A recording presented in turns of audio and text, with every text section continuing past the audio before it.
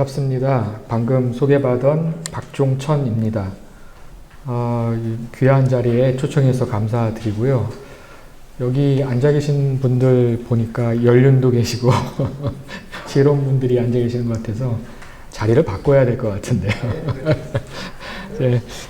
좀 혹시 모자라는 점들이 있더라 하더라도 잘 들어주시고, 혹시 강의 끝나고 나서 아니면 중간중간에 질문하실 내용 있으시면 쉬는 시간이나 끝난 직후에 해주시면 좋겠습니다. 제가 오늘 여러 선생님들 앞에서 말씀드리고 함께 고민해 볼 주제는 이와 같습니다. 아마 저 이후로도 계속 연관되는 강의들이 유서, 백과사전이라든지 등등 계속 나올 텐데요. 그 앞부분에 아마 총론적인 성격의 강의를 제가 맡게 됐습니다. 조선 후기에 지식과 정보를 어떻게 수용을 하고 어떤 지식과 어떤 정보를 수용해서 사람들의 인식이 어떻게 바뀌고 또 사회 문화가 어떻게 변화되는가 하는 거를 다는 못 보여드리고 몇 가지 이제 중요한 부분들 여러분들과 함께 나눠보도록 하고요. 조금 더 이제 구체적인 양상들은 이어지는 강의에서 여러 선생님들과 전문가들이 함께 말씀을 나눠줄 거로 생각이 됩니다. 자, 먼저 첫 번째 주제입니다. 조선시대 이전에, 그러니까 모든 지식과 정보라는 게 도대체 뭐고, 지식과 정보가 어떻게 세계를 변화시켰는가, 총론적인 얘기를 좀 해볼게요. 조선시대 들어가기 전에. 네. 자, 여러분 지금 보시는 저 이미지요. 이게 뭐죠? 예, 카메라죠. 지금 이 강의도 카메라가 찍고 있는데, 이 카메라로 사진을 찍거나 영화를 찍고 또 그걸 여러분들이 사진이나 아니면 영화를 관해서 영화를 보게 됩니다. 근데 재밌는 게 특정한 시간을 딱 멈춰가지고 고정시키는, 시각적으로 고정시키는 저 기술이 발전되고 그 매체가 생기고 또 그거에 관련된 새로운 예술 장르가 생겼죠. 그리고 나서는 사회 문화가 엄청나게 바뀝니다. 이게 근대에 생긴 기술인데, 사진 또는 영화를 찍는 이 기술이요. 근데 이 기술이 생기고 나서 예술에 큰 변화가 일어납니다. 아마 여러분들 예전의 그림이라고 하는 거는 지금 제가 하나 보여드릴 텐데, 이거 어디서 보신 적이 있나요? 요 그림이나 요 그림? 예, 유명한 칸딘스키 그림인데 이해가 가능하세요? 무슨 의미인지?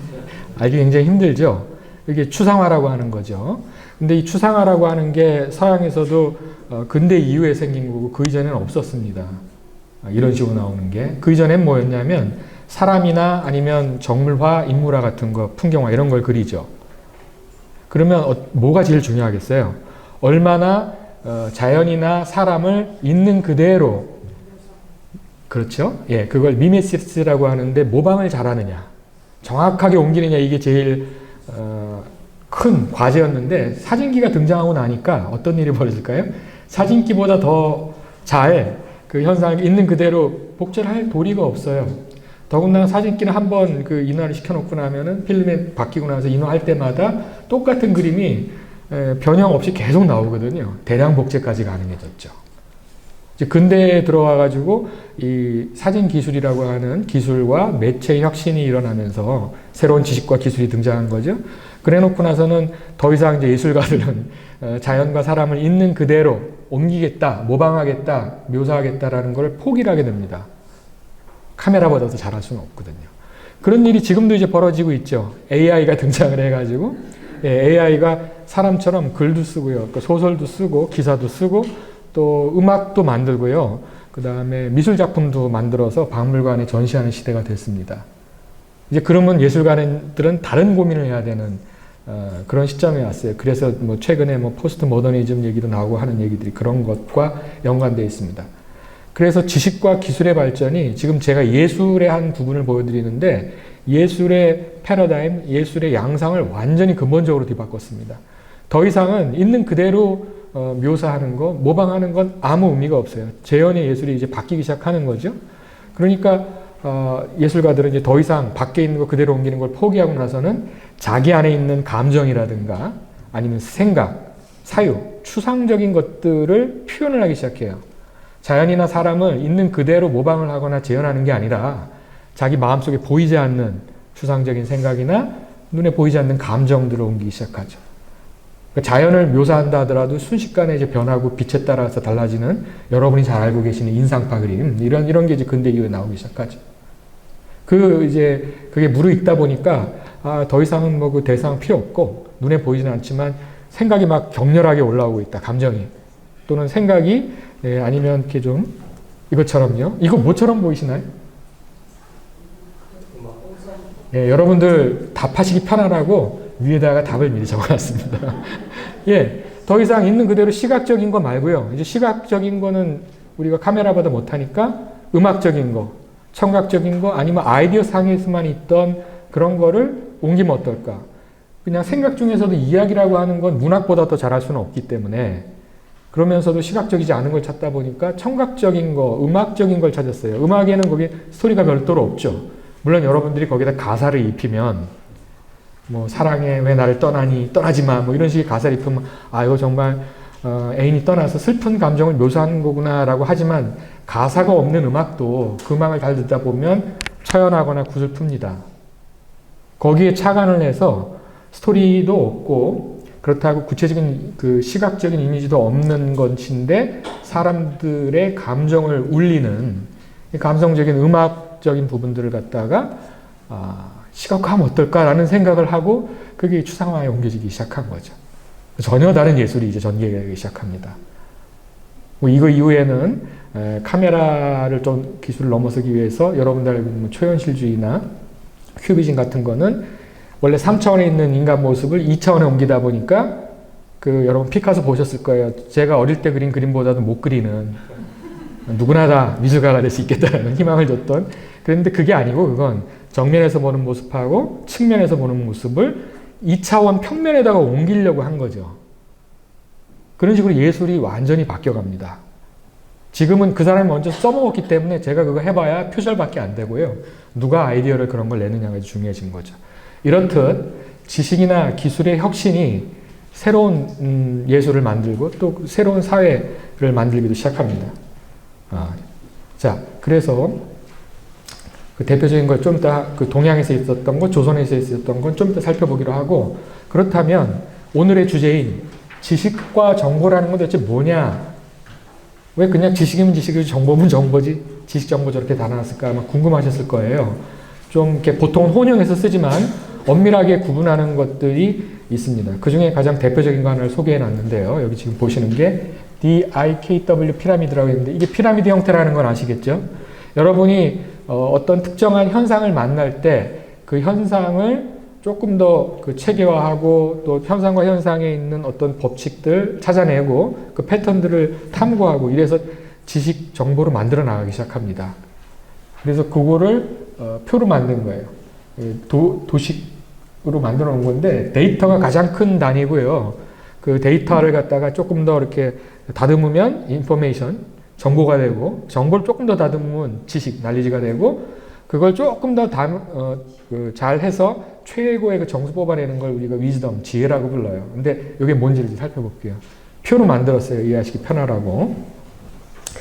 먼저 사람들이 이제 사물을 이해하는 방식입니다. 이해하는 방식에서 데이터라고 하는 거, 먼저 사물을 여러분들이 조사를 하죠. 관찰을 하거나 조사를 합니다. 근데 그거는 개별적이고 파편적인 형태로 있어요. 갑자기 날씨가 으슬으슬 추워지고 먹구름이 밀려온다. 그리고 나서는 비가 온다. 각각은 다른 현상들이죠. 하나하나가 데이터예요. 피부가 이거 갑자기 뭉쳐들고 이거 뭔가 으슬으슬한데 이런 느낌하고 그 다음에 먹구름이 몰려온다. 이건 지금 촉각 정보고요. 저건 시각 정보가 지금 지나가고 있죠. 그리고는 나중에 이제 비가 온다라는 게 또 시각 정보로 느껴지는데 그게 시간 순서대로 이제 오긴 하지만 각각은 다 따로 있을 땐 데이터입니다. 뭐가 뭔지 몰라요. 근데 이것들 사이에 일정한 관계가 형성이 되면 그걸 우리가 인포메이션, 정보라고 불러요.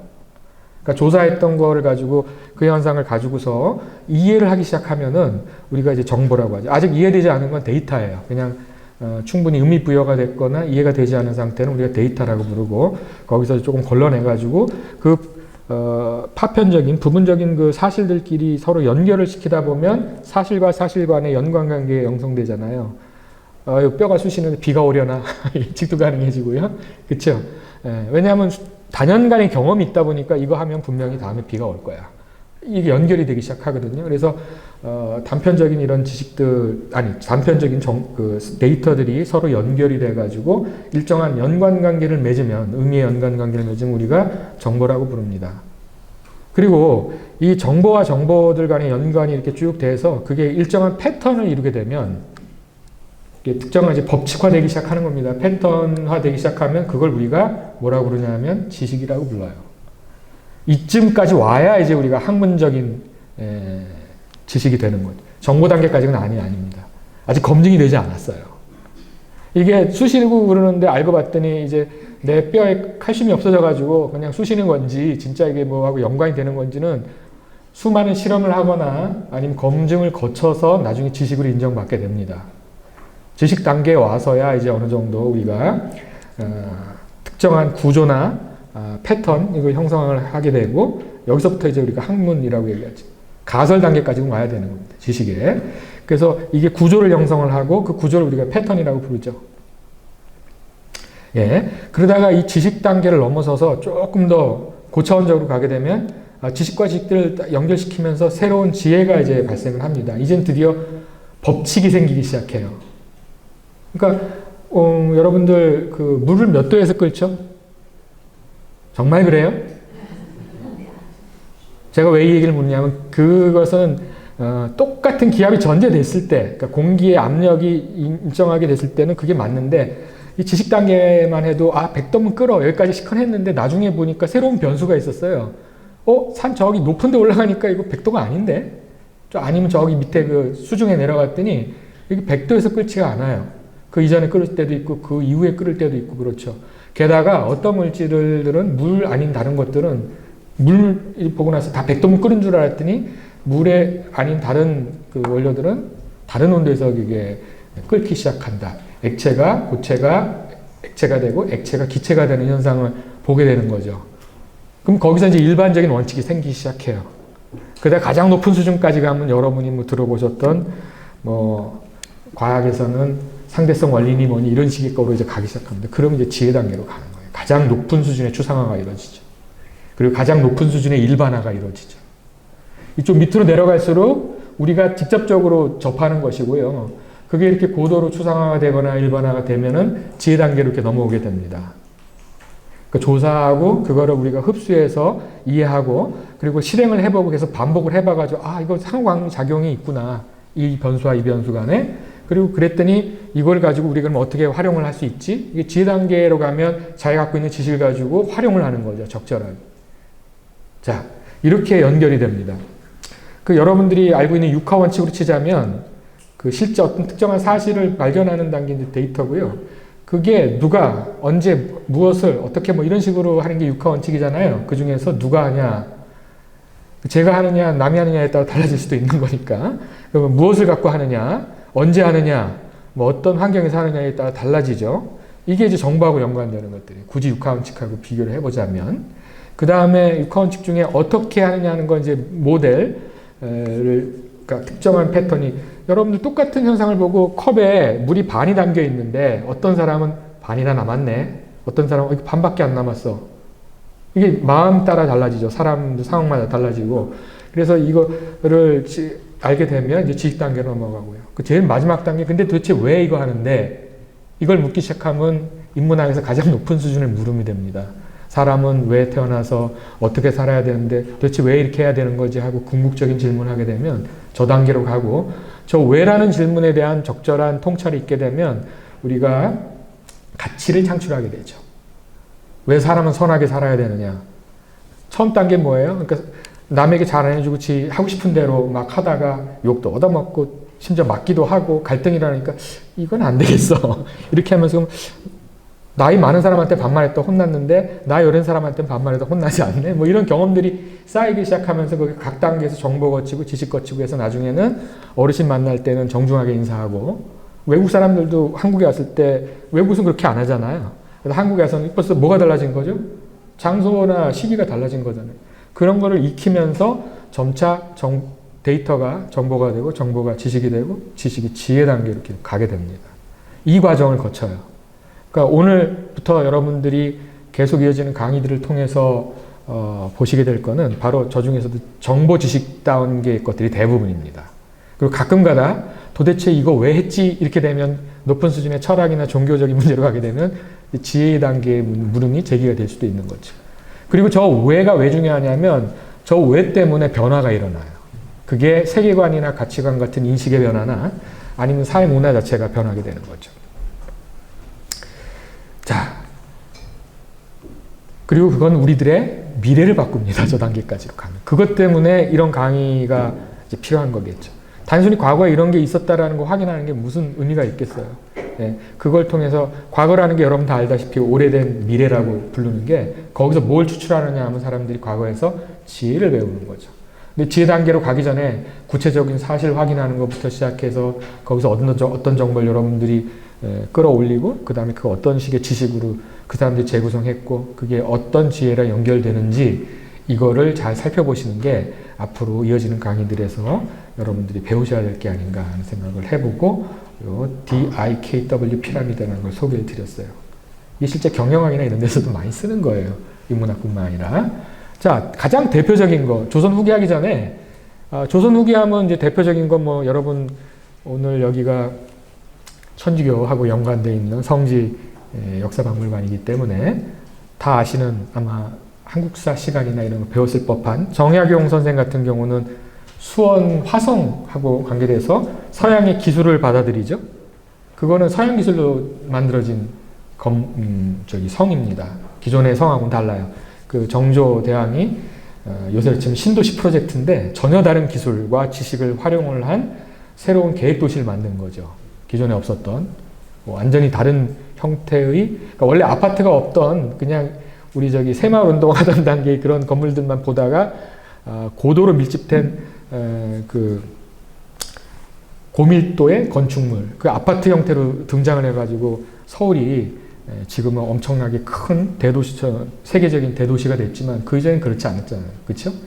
장층이 쏘아올리는 굉장히 근대화된 양태의 것인데 서양에서는 그게 아시는지 모르겠는데 못 사는 사람들이 사는 곳이에요. 아파트가. 근데 한국은 굉장히 다들 들어가고 싶어하는 곳으로 의미가 바뀌죠. 그러니까 특정한 지식이나 기술도 특정한 그 장소나 시간을 벗어나면 의미의 내용이 바뀝니다. 그래서 아까 얘기했던 대로 언제 어디서 이런 식의 거를 묻는 이유가 그겁니다. 그거를 같이 봐야만 제대로 이해가 되거든요. 그래서 그 정약용이 화성을 건축을 한다거나 아니면 주교라고 해서 배다리를 건축해 그 한강 건너는 그 정조대왕의 그 업적 같은 거를 그 백성들에게 우리가 이런 성과를 냈어요 하고 보여줄 때 우리가 정말 발전했구나 하는 그 자부심이라든지 이런 걸 보일 수 있잖아요. 지금은 사실은 기술 단계는 이미 지나서 문화예술 단계의 그 자부심을 넘어갔죠. 먼저 배고픈 거 해결하고요. 박정희 대통령 시절에. 경제 한강기죠. 그 다음에 정치적인 거 민주화 이뤄내고 이제는 가장 중요한 게 BTS님이죠. BTS님하고 블랙핑크님들이 한류 전 세계를 지금 빛내고 있는데 그런 단계를 거쳐갑니다. 금강경도 식후경이니까요. 근데 그 이전에 사실은 제가 한국사에서 조선시대 가장 위대한 지식 기술 발전은 전 한글을 꼽습니다. 괜히 세종대왕님이 우리 만원권 집회 모델이 된 게 아니죠. 여러분들 그 세종대왕, 퇴계이황, 율곡이, 신사임당 그 다음에 충무공 이순신 이분들은 공통점이 뭐죠? 한국 조폐공사 모델이죠. 여러분들이 마음속에 품고 다니는 한국인들이 가장 이상적으로 생각하는 이상 인간형들을 뭐니 해도 머니가 최고이기 때문에 거기다 이렇게 늘고 다니면서 봅니다. 그 나다니엘 호선의 그 큰바위 얼굴 소설도 있는데 그 돈에 새겨놓고 나죠. 근데 그 중에서도 세종대왕이 가장 탁월한 겁니다. 수많은 임금이 여러 가지 업적들 남겼고 수많은 학자와 기술자들도 다 있고 예술가들도 있는데 왜 세종대왕일까 하면 이것 때문에 그래요. 한글.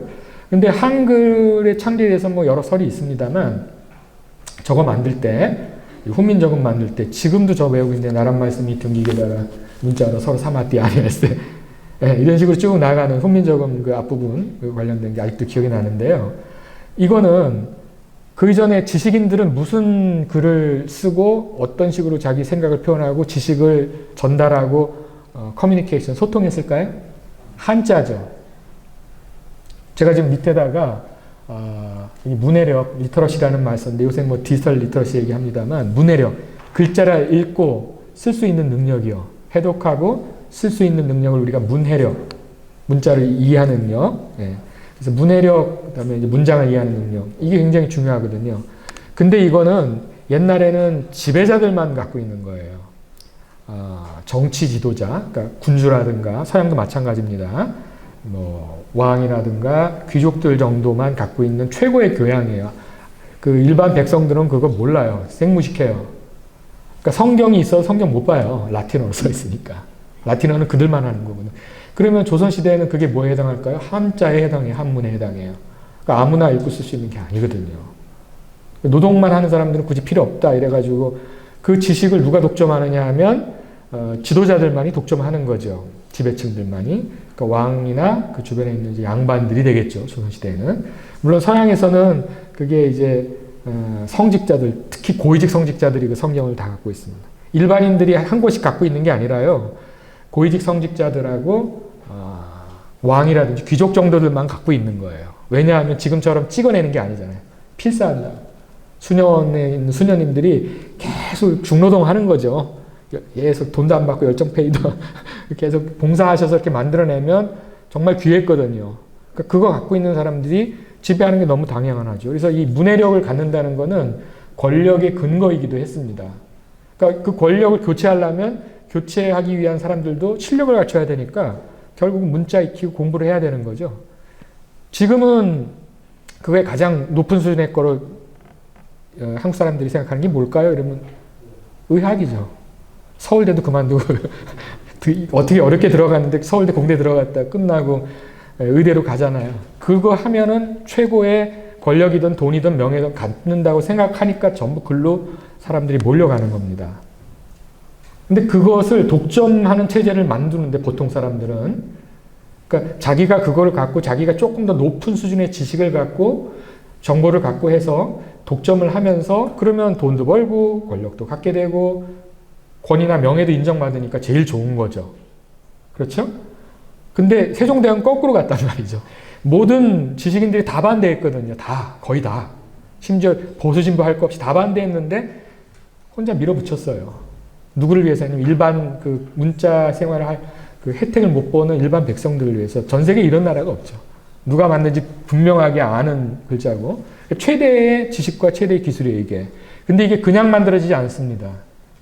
새로운 창조는요, 아까 데이터 단계에서 그 다음에 정보, 그리고 지식, 그리고 마지막에 지혜 단계를 거치잖아요. 그 수많은 사람들의 미래를 열어줬어요. 이제 머리 들어가는 게 있고 한글로 표현이 되고 한자도 이제 한글을 통해서 말과 글이 일치가 되죠. 언어와 문자가 일치돼요. 그러니까 이제 쉽게 알게 되고 그러면 이제 그 한글 말하는 거 글자로 한자 해독하는 것 중간 다리 삼아서 배우면 되는 거거든요. 그 다음에. 그러니까 여성들하고 일반 백성들에게도 공부의 길, 학문의 길 또는 지식 정보를 취득할 수 있는 길이 열렸고 그 다음부터는 조선시대 이제 후기로 갈수록 그게 성과를 보면서 나중에는 그 한글로 써 있는 성경도 들어왔을 때 한글로 번역이 되고요, 심지어. 그리고 천주교 때려잡자 하는 것도 한글로 반포합니다. 왜냐하면 한자는 몰라 보니까. 그리고 이제 그런 게 기반이 돼서 뭐 동학 천두교 같은 경우는 그거 이제 기반해서 나중에 혁명을 일으키죠. 그 왕권 시스템을 바꾸는 그런 근대적인 거를 하고 실제로 나중에 서양에서 민주주의 들어왔을 때도 그 기반으로 이제 하고. 일본 제국 시기에 그 고통을 견디는 것도 한글 교육 통해서 많이 이루어졌습니다. 그거 다 뺏겼으면 일본 사람들이 일본 문자로 써져 있고 일본 사람들이 보여주는 그 가치관에 따라서 우리가 내면화하면 그러니까 이류 일본인이 됐겠죠. 지금 한국은 없고. 그런 문제가 생각을 해보면 이게 얼마나 위대한 지식과 기술의 발전인지 알 수 있을 겁니다. 그리고 매체를 만들었잖아요. 문자라고 하는 새로운 매체. 기존에 접해보지도 못했던 거. 근데 이거 할 때 어떻게 하냐면 그냥 만드는 게 아니라 당대 최고의 학자들을 갖다가 영재급, 천재급 애들을 보냅니다. 외국으로, 중국으로 보내고 해서 뭐 한자부터 시작해가지고 뭐 인도 문자, 뭐 파스파 문자 등등 몽골 문자 이걸 다 가지고 와요. 그리고 그게 어떤 원리에 따라서 만들어졌는지 그거 다 파악을 하고요. 그렇게 해서 아 문자라는 거 이런 원리에서 만들어지는구나. 이거를 이제 추출을 하고, 그러면 우리가 근데 다른 거 보니까 한자 같으면은 이게 말하는 거하고 이 문자의 형태하고 일치하지 않죠. 그쵸? 아, 그러니까 이건 표 문자가 돼야겠구나부터 통찰을 하기 시작하고, 근데 어떻게 이 형태 글을 하지? 그러니까 천지인 삼재도 갖춰야겠고, 모음, 자음 이래가지고 여러분 다 아마 국어 시간에 배웠을 그런 원리들을 하나씩 둘씩 만든다고. 그냥 하는 게 아니라 그 엄청난 이 연구비, 영국 대형 프로젝트가 떠졌죠. 전 국민이 반대하는 판에. 백성들은 반대는 안 하겠지만 뭔지 모르니까요. 근데 이제 그게 뭔지 모르죠. 어떤 그 힘이 있는지. 그리고 나중에 이제 그 아들 중에 세조가 해가지고 뭐 불경 언해한 것들 그런 거 이제 볼 수가 있습니다.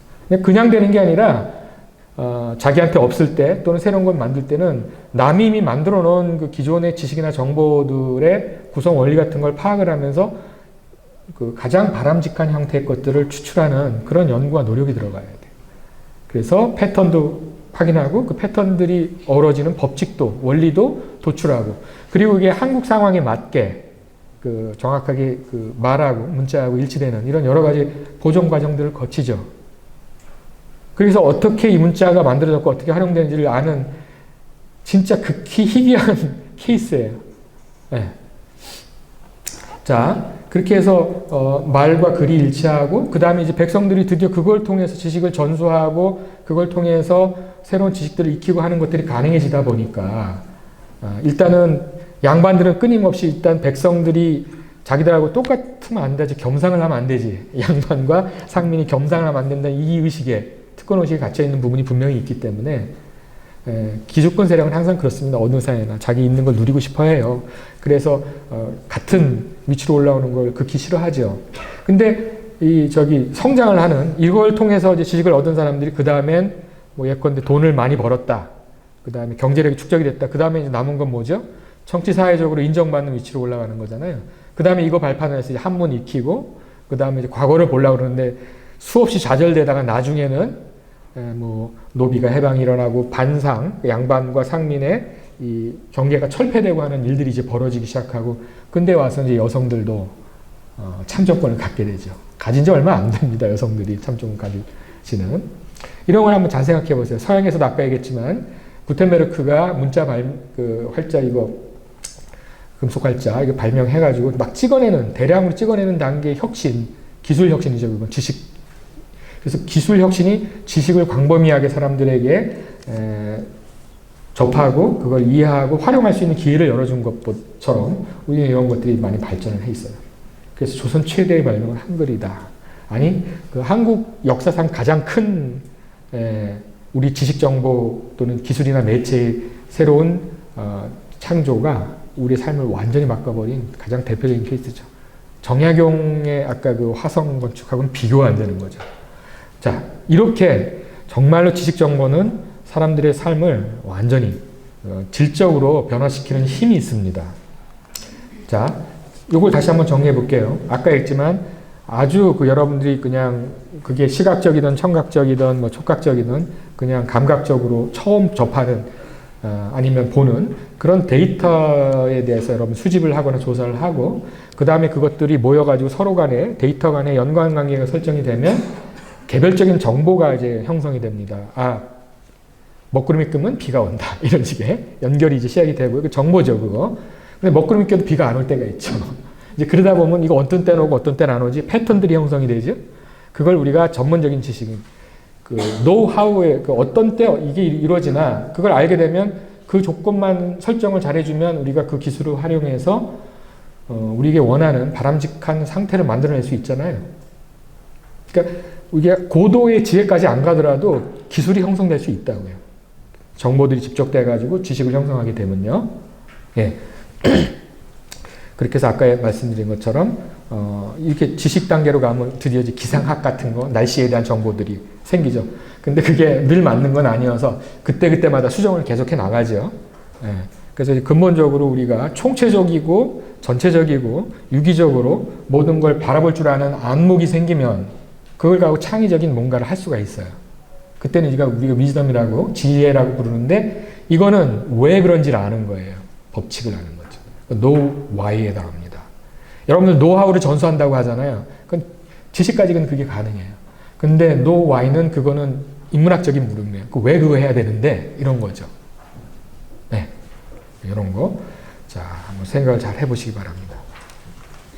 자, 이제 지식 정보가 어떤 성격의 것인지, 그 다음에 조선시대의 그 산글 예를 들면서 제가 지식 정보가 어떻게 세상을 바꾸는지를 여러분들이 직관적으로 알 수 있는 사례를 말씀드려 봤습니다. 이제 두 번째입니다. 두 번째 주제는 조선 후기도 이제 내려올 겁니다. 조선 전기하고 후기가 달라졌는데, 조선 전기도 혁신이 있었죠. 불교 사회였다가 유교 사회로 바뀌면서 많은 게 바뀌어요. 예. 근데 이제 그거는 오늘 조선 전기를 다루는 시간은 아니니까, 조선 후기 때 등장하는 지식이나 정보를 탐색하고, 아까 조사한다 했잖아요. 탐색하고 거기서 특정한 패턴이나 원리들을 이제 뽑아내는 지식 정보가 구성이 되는, 요새 말로 하면 지식 정보화가 되는 그 탐색의 방식이라든지 수용하는 방식들이 어떻게 이루어졌는가 하는 것을 개괄적으로 한번 알아보도록 하겠습니다. 자, 몇 가지를 제가 그냥 거칠게 썼는데요. 조선 후기의 지식 정보화, 아까 얘기했지만 데이터가 뭐가 돼요? 정보가 되고, 정보가 지식이 되고, 지식이 지혜가 되는 요 단계로 거쳐가는, 이때 중간에 특정한 스타일, 특정한 문체의 글쓰기 방식들이 등장을 합니다. 글의 그 양식. 예컨대 여러분들 시를 쓸 때하고 소설 쓸 때하고 다르잖아요.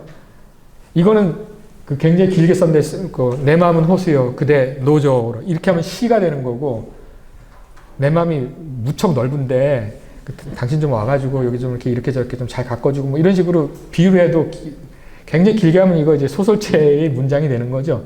달라요, 느낌이. 구구절절히 사연을 곡진하게 전달할 때하고, 내 마음은 호수여 그대 노저 이러면 얘기 다르죠, 느낌이. 그런 것처럼 지식 정보를 탐색하고 그거를 소통하고 전수하는 방식에 어떤 스타일을 갖느냐가, 그 스타일이 사람들이 지식 정보를 탐색하고 정립하고 전수하는 양태를 결정을 합니다. 마샬 맥루한이라고 하는 서양의 미디어 학자 같은 경우는 미디어가 메시지다 이런 얘기를 하는데요. 그러니까 미디어를 어떤 방식으로 하느냐는 게 굉장히 다르죠. 요새 학생들은 미디어 리터러시는 굉장히 발전했습니다. 그러니까 매체를 통해서 지식이나 이런 걸 습득하는 건 굉장히 발전했는데 책을 안 보죠. 책을 안 봐요. 예, 책에 대한 문해력은 많이 떨어져 있어요. 근데 감각적으로 이렇게 호소하는 TV나 영화나 뭐 음악을 통해서 이 뭔가 감정이나 생각을 전달하는 게 굉장히 능통해요. 그러니까 굳이 옛날처럼 공부 그렇게 안 해도 한류 굉장히 유명한 영화나 드라마나 K-팝 같은 거 만든단 말이죠. 뭐가 달라진 거죠? 매체의 형태가 달라진 거죠.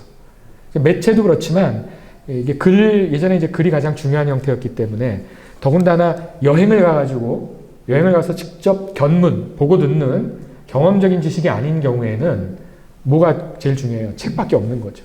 가끔 그림을 볼 때가 있겠지만 주로 책이라고요. 근데 문자는 그거는 뭐가 문제냐면 한자로 적혀 있어요. 이게 문제인 거죠. 그러니까 어디서 지식의 혁신이 일어나고 변화가 일어나겠습니까? 백성들, 그 하층민들의 세계에서 먼저 일어날 수가 없어요. 뭐가 안 되니까. 문해력이 없으니까요. 그리고 여행도 불가능하잖아요. 물론 그 상인들이 그 사고팔고 하면서 왔다 갔다 이렇게 이용 가능하겠죠. 그런 일부가 있겠지만 대다수는 요새처럼 여행 자유화가 아니죠. 저도 대학 다닐 때만 해도 여행 자유화가 아니었어요. 군대 갔다 오니까 여행 자유화가 되더라고요. 네, 많이 달라졌죠. 근데 이 당시엔 더더군다나 한 번 가면 이제 뭐 굉장히 오랜 시간이, 북경 한 번 다녀오면 시간이 되게 오래 걸리니까 굉장히 큰 경험이 벌어지고 수많은 그 물자들과 책들과 이것들이, 정보들이, 지식들이 서로 소통이 이루어집니다. 물론 간혹 가다가 배가 한번 좌초돼가지고 떠내려오면 거기 배에서 실려왔던 책 같은 거 이제 보는 경우는 있지만 극히 예외적인 거고요. 그리고 거기 떠내려오면 저쪽으로 호남 지방 이쪽이겠죠. 경기 호남 이쪽으로. 서해안이니까. 동해안은 별로 없을 거고 저쪽으로 오니까 중국에서 오는 배들이. 좌초를 하면 그거 채 건지라고 막 노동력 징발해서 한참 농사 지어야 되는데 저거 건져와 이렇게 되니까 그렇게 하면 그냥 묻어버려요. 일 만들지 않으려고. 자기들은 괜히 일만 생기는 거거든요. 뭐 그랬던 적도 있답니다. 그래서 결과적으로 그게 여행에 따른 견문 지식, 경험 지식이든 아니면 책을 통한 문자 지식이든 간에 결국은 양반 엘리트 중심의 그 지식의 유통이 국제적으로 이루어졌다. 왜냐하면 우리나라에서 만든 거는 비슷한 거 계속 이게 조금 더 정교하게 만들어가는 거지 아주 다른 거 만들기는 쉽지 않거든요. 새로운 문화하고 만나야 그게 돼요. 그 대표적인 게 뭡니까? 아까 얘기했던 한글이에요. 전 세계 그거 구할 수 있는 걸 다 갖다 놓고 거기서 이제 문법적인 원리나 이런 거 다 따져가면서 만든 거거든요. 그러니까 전 세계 언어학자들이 지금도 가장 훌륭한 문자의 반열에 꼽는 이유가 그거죠. 그냥 우리 기존에 있던 거 약간 개선시키는 정도라면 그거는 뭐 그 대단한 게 아니라 물론 정교화가 되겠지만 그 혁신이라고 할 만한 얘기는 불가능할 겁니다. 자, 이런 걸 염두에 두시고 처음에 지식을 어떻게 흡수를 하냐면 초록 단계입니다. 수많은 책에서 되도록이면 많은 지식을 흡수하려고 그랬어요. 이게 조선 후기의 특징이에요. 그 전에 별로 없던 거예요. 그 중국도 명나라에서 청나라 이렇게 넘어가면서 특히 청나라 초기 명청교체기가에 해당하죠. 우리는 조선 정기에서 후기로 넘어가는 게. 그리고 그게 양난, 임진왜란하고 병자호론 그 기점으로 바뀌잖아요.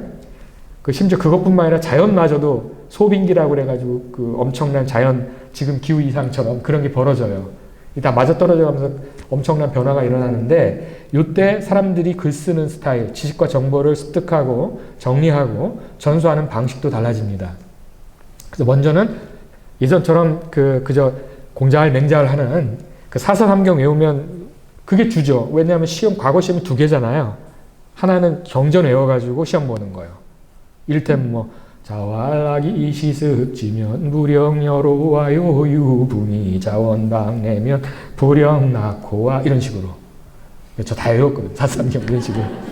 유교 전공하다 보니까. 네. 이렇게 몸에 새기는, 운을 타고 몸에 새기는 단계까지 하지만 똑같은 걸 계속 반복하는 거예요. 이거는. 그러니까 사서삼경의 그 틀 안에서 조금 더 정교하게 하고 거기서 발전이 일어날지 몰라도 전혀 새로운 게 나오기는 힘들어요. 그런 문제가 있죠. 그런 사람들이 뭐가 돼요? 사회에 가장 이끌어가는 엘리트 지식인들 그룹이 됩니다. 그러니 근본적인 변화가 쉽지 않아요. 불교에서 유교로 변화까지는 했는데 그 다음에 똑같은 게 조금 더 정교화되고 발전되는 정도지 혁신은 일어나지 않습니다. 그거 말고 이제 문장 쓰는 거예요. 문장을 왜 쓰냐면 외교를 해야 될 거 아니에요. 중국하고. 근데 그러려면 시경 같은 거 인용하면서 외교를 해야 되니까 그 소양이 필요했기 때문에 그거 하는 거죠. 또 나라를 다스리려면 우리가 경세학이라고 하는데 나라를 다스리는 이 지혜가 필요하니까 그 통찰력들에 대한 전수 두 가지가 이루어지거든요. 근데 그거 외에 나머지들은 전부 잡학이에요. 중인 이하가 하는 거라고요. 양반이 할 짓이 아니라는 식으로. 근데 지금 격변을 해가지고 옛날 같으면 중인에 해당하는 의사들이 가장 사람들이 되고 싶어 하는 거고 옛날에 가장 좋았던 저는 이제 별 볼 일이 없죠. 인문학이 농담을 하자면. 자, 그리고 천민에 해당했던 우리 가수들이라든지 영화, 이게 완전 천민 아닙니까? 근데 최고죠, 지금. 이렇게 격변을 했습니다. 지식과 정보가 이렇게 삶을 뒤바꿔요. 그걸 염두에 두시고. 근데 조선은 그렇게 안 바뀌었지만 저기는 벌써 명나라에서 청나라로 바뀌었고 청나라 때 건가학풍이라고 그래가지고 그 당시에 박학이라고 그럽니다. 박학다식 할 때 이거 박학이에요. 널리 지식을 막 끌어모으는 그때 그게 붐이 일어나요. 그 조선에서 영향을 받아요. 그래가지고 조선에 있는 학자들도 야 우리도 우물한 개구리처럼 지내지 말고 저 수많은 집들을 끌어모으자. 그러려면 처음에 뭐가 필요할까요?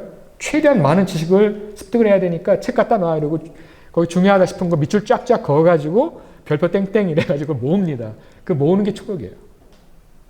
여기 책에 있는 거 책이 귀하니까 이제 옮겨요. 옮겨 적고 그 옮겨 적은 것들만 쭉 하면 뭐가 생길까요? 그 옮겨 적은 그 데이터들 이거 데이터죠 아직. 데이터들이 쫙 나열되겠죠. 수집을 하고 축적하는 단계의 지식이에요. 그래서 이거 정보로 이제 그것들 간에 이제 그 어떤 걸 보게 되면 정보가 이제 구성되기 시작하겠죠. 이게 정보 단계로 넘어가면서 그 다음 뭐가 등장하냐면 비만기나 차기 같은 게 등장을 합니다. 이거는 그냥 이제 끌어모으고 빨리 축적해서 최대한 많이 모으자. 집대성 하자, 모으자 이거에 있는 게 아니라 그러니까 집대성에서도 모을 집자 써서 최대한 많이 모으자 단계, 박학 단계를 넘어서서 이게 도대체 무슨 의미를 갖고 있지? 성찰을 시작합니다. 이거 어디 쓸모가 있을까? 아까 얘기했던 대로 언제 누가 이거 한 거라서 이게 항상 적용될 수 있을까? 이게 생각이라는 걸 하는 거죠, 드디어. 네. 생각 없이 배우기만 하면 그것도 문제고, 배우기만 하고 생각 없어도 문제죠. 그래서 이제는 배우기만 한 게 아니라 생각을 하면서 이거 조금 이상한데 하고 기록을 좀 남기기 시작합니다. 그게 비만기에 까먹기 전에 빨리 이거 남기고, 그거 중에서 그 독서 후기나 메모 또 그 논문으로 치면 이제 각주 같은 형태로 이렇게 책 위에다 달기도 하고 띠지에다 붙여가지고 하기도 하고 아니면 어디다 옮겨 쓰기도 하고 이렇게 하면서 거칠게 한 것들을 쭉 모으니까 제법 책이 이제 그 분량이 이루어지기 시작하죠. 그리고 자기 견해가 들어가잖아요. 이거는 맞지 않는 것 같아. 아, 이거 역시 중국 사람들이라 이거 중국 사람이라도 그땐 청나라니까 옛날에 명나라 같지 않고 이 오랑캐 놈들이라 이렇구나 뭐 이런 식으로 자기가 보고 싶은 대로 보는 경우도 있고, 어떤 때는 내 인식이 변해서 야 이거 정말 충격이다, 크게 변화해야겠다, 이렇게 되면 북학파가 되는 거예요. 조선 후기 북학파는 북학, 즉 청나라 배우자 이 얘기 아닙니까? 그 대표적인 게 야 우리도 언제까지 요새로 치면 자동차에 해당하는 거 있잖아요, 수레. 예? 그거 이런 식으로 할 거야. 길이 맨날 이래가지고 수레도 제대로 되겠니? 뭐 길도 닦아야 될 거고, 수레도 이런 형태로 하면 조금 더 기술 혁신이 일어나지 않을까? 뭐 이런 고민을 한다거나, 아니면 벽돌 쓰자, 청나라처럼. 이런 식의 게 여긴 안 썼습니다만 박제가의 북학이라든지 이런 게 나오는 거예요. 소위 말하는 이용수행파가 등장하는 거죠. 북학파. 쓸모에 집중을 하면서 당장 기술을 빨리 받아들이자, 저거 눈에 보이는 거. 적어도 그때 지식정보 수준의 거는 이분들이 청나라의 연행사로 갑니다. 외교사설로 간다고요. 가가지고 그냥 가는 게 아니라 올 때는 거기다가 이제 갔다가 줄 뭐 인삼이나 이런 거 가지고 가가지고 뭘 가지고 와요? 책을 바리바리 싸가지고 옵니다. 특히 돈 많은 사람들이 뒷돈 찔러줘가지고 그래도 자기네 사람 파견을 해서 그 사절에, 외교사절에 파견을 해서 북경 유리창 같은 데에 가가지고 싹 쓸어와요. 이 습관이 어디까지 적용이 되냐면, 요새는 잘 그렇게 안 하는데 저희 지도 교수님 때까지만 해도 이제 미국이나 이런 데 가잖아요. 복사만 열심히 해요, 가서. 이거 언제 그 토론할 시간이 없어요. 자료가 지금 많이 이 짧은 시간에 최대한 서양의 이 좋은 걸 받아들여야 된다. 일본이고 서양이고 가면 복사하기 바빠요. 중노동이죠. 그래서 자기가 그거 요새는 그렇게 안 하잖아요. 디지털화 돼 있으니까 그냥 다운로드 받으면 되거든요. 그래 놓고 여기 와서 생각해 하는 거예요. 이제 그런 일이 벌어진 거예요, 그때도. 가가지고 최대한 많이 모으고 그냥 여기서부터 여기까지 주세요. 이래가지고 다 가져오는 거죠. 저도 한때 그런 미친 짓을 한 적이 있습니다. 대학원 시절까지는. 버는 족족, 뭐, 과일 하든 뭐 하든, 지금 와이프한테 욕 얻어먹어가면서, 그때 그거 안 하고 잘 모아두고 집을 샀으면 지금 되게 부자가 됐을 텐데, 책 속에 뭐 돈이 있기라니 돈 쓰기만 하고 있는 거잖아요. 책을 갖다 사 모으는 그런 짓들을 요새는 좀 많이 바뀌었습니다만, 디지털화 된 이후에는 얘기가 달라졌지만 저 대학원 시절까지는 그렇게 했어요. 중국 한 번 가면 책 사오고 저도. 그런 식의 게 전통이 이어진 거죠. 그래놓고 나중에 와가지고 이제 연구를 하면서 그때 이제 기록들을 하는 거예요. 처음에는 연구 카드 같은 걸 만들어요. 이 부분 이거 인용해야 될 건데 이건 이 사람 학설이 안 맞는 것 같아. 이런 걸 쫙 정리해서 드디어 이제 비평을 하기 시작하면 그게 착이에요. 그리고 메모 단계 조금 더 나가는 거죠. 주제 비평을 하기 시작한다고, 소재에. 그래 놓고 요거를 분류를 하기 시작합니다. 요거는 수많은 지식들이 쫙 모여있는데 이거는 예술, 요거는 문화, 요거는 정치, 요거는 경제, 이런 식으로 분류를 하기 시작하죠.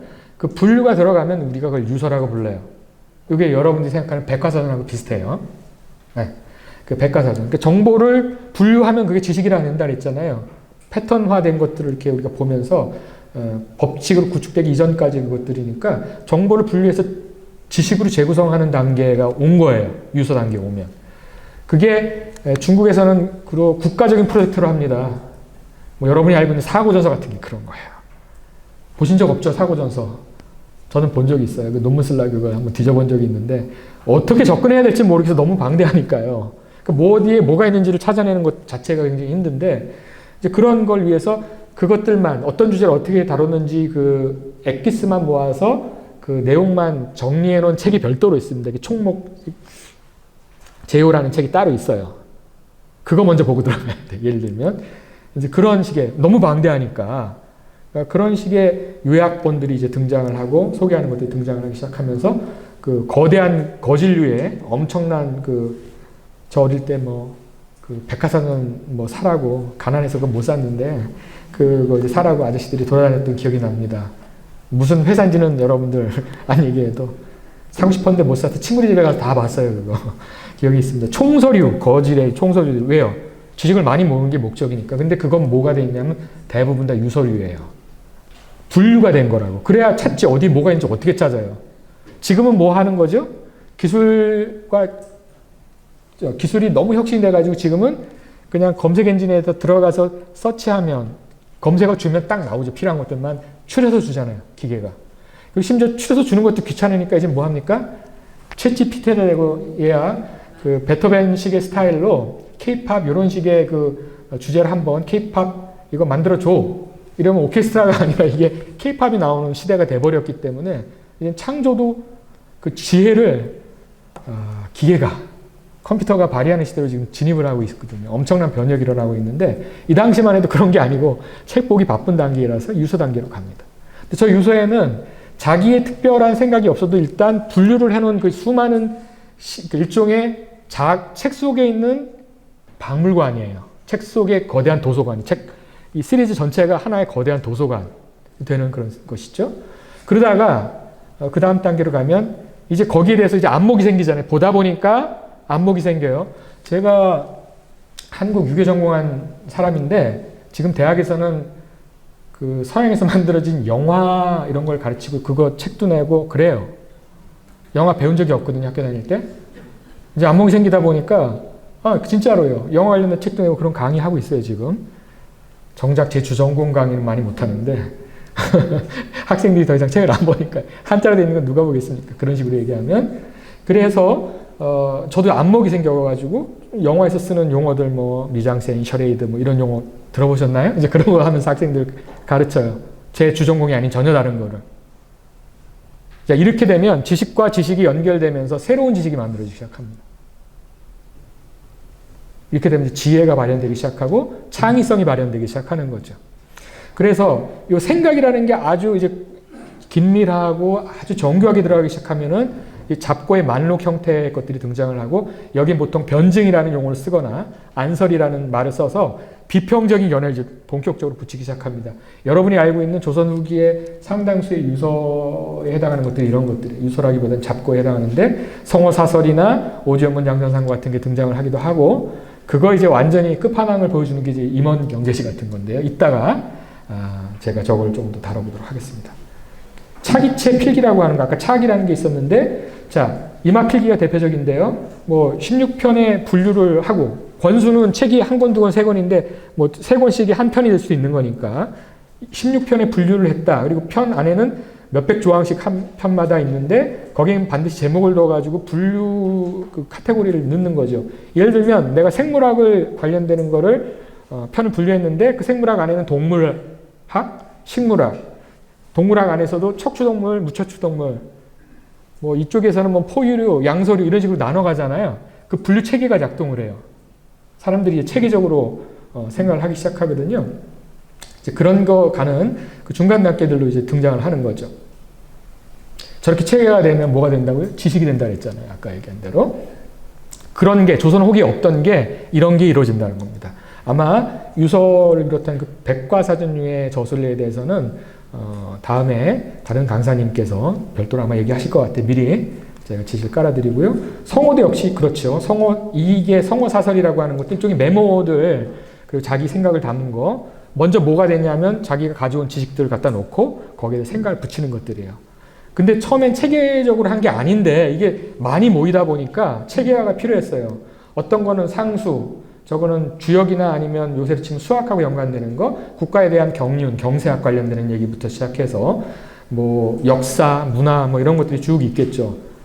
안 걸리는 게 없는 거예요. 너무 많은 것들을 접하다 보니까 저처럼 올라운드 플레이어가 되는 거죠.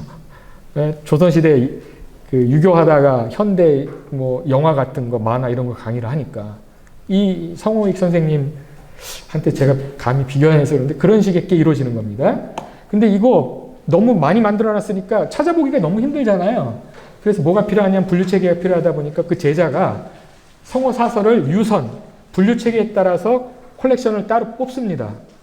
그래서 천지편, 그 우주는 어떻게 형성이 됐고 그 중에서 천지편 안에는 천문편, 하늘에 관련된 거, 요새로 같은 천문학 같은 거겠죠? 그리고 지리, 그 지리학 관련된 얘기, 거기에 또 귀신 얘기도 갖다 끼워붙이고요.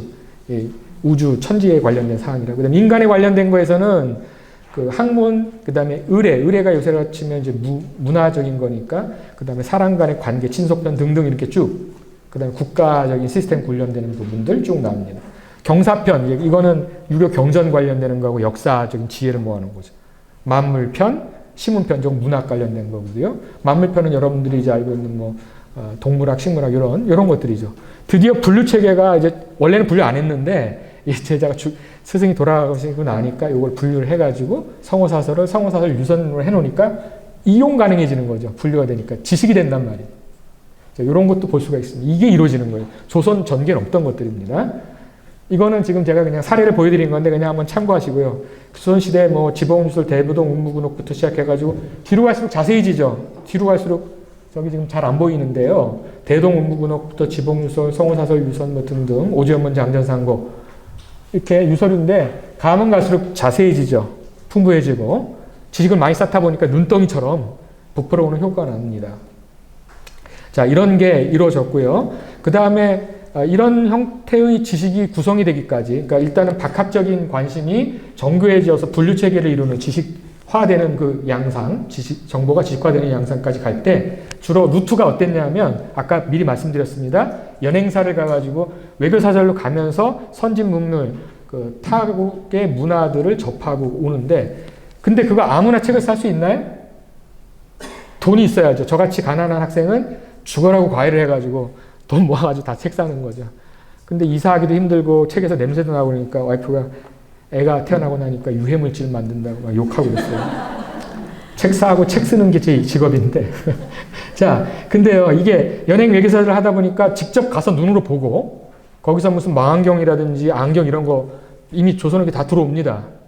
해보니까 정말 대단하거든요. 그 다음에 천문 지식 이런 거.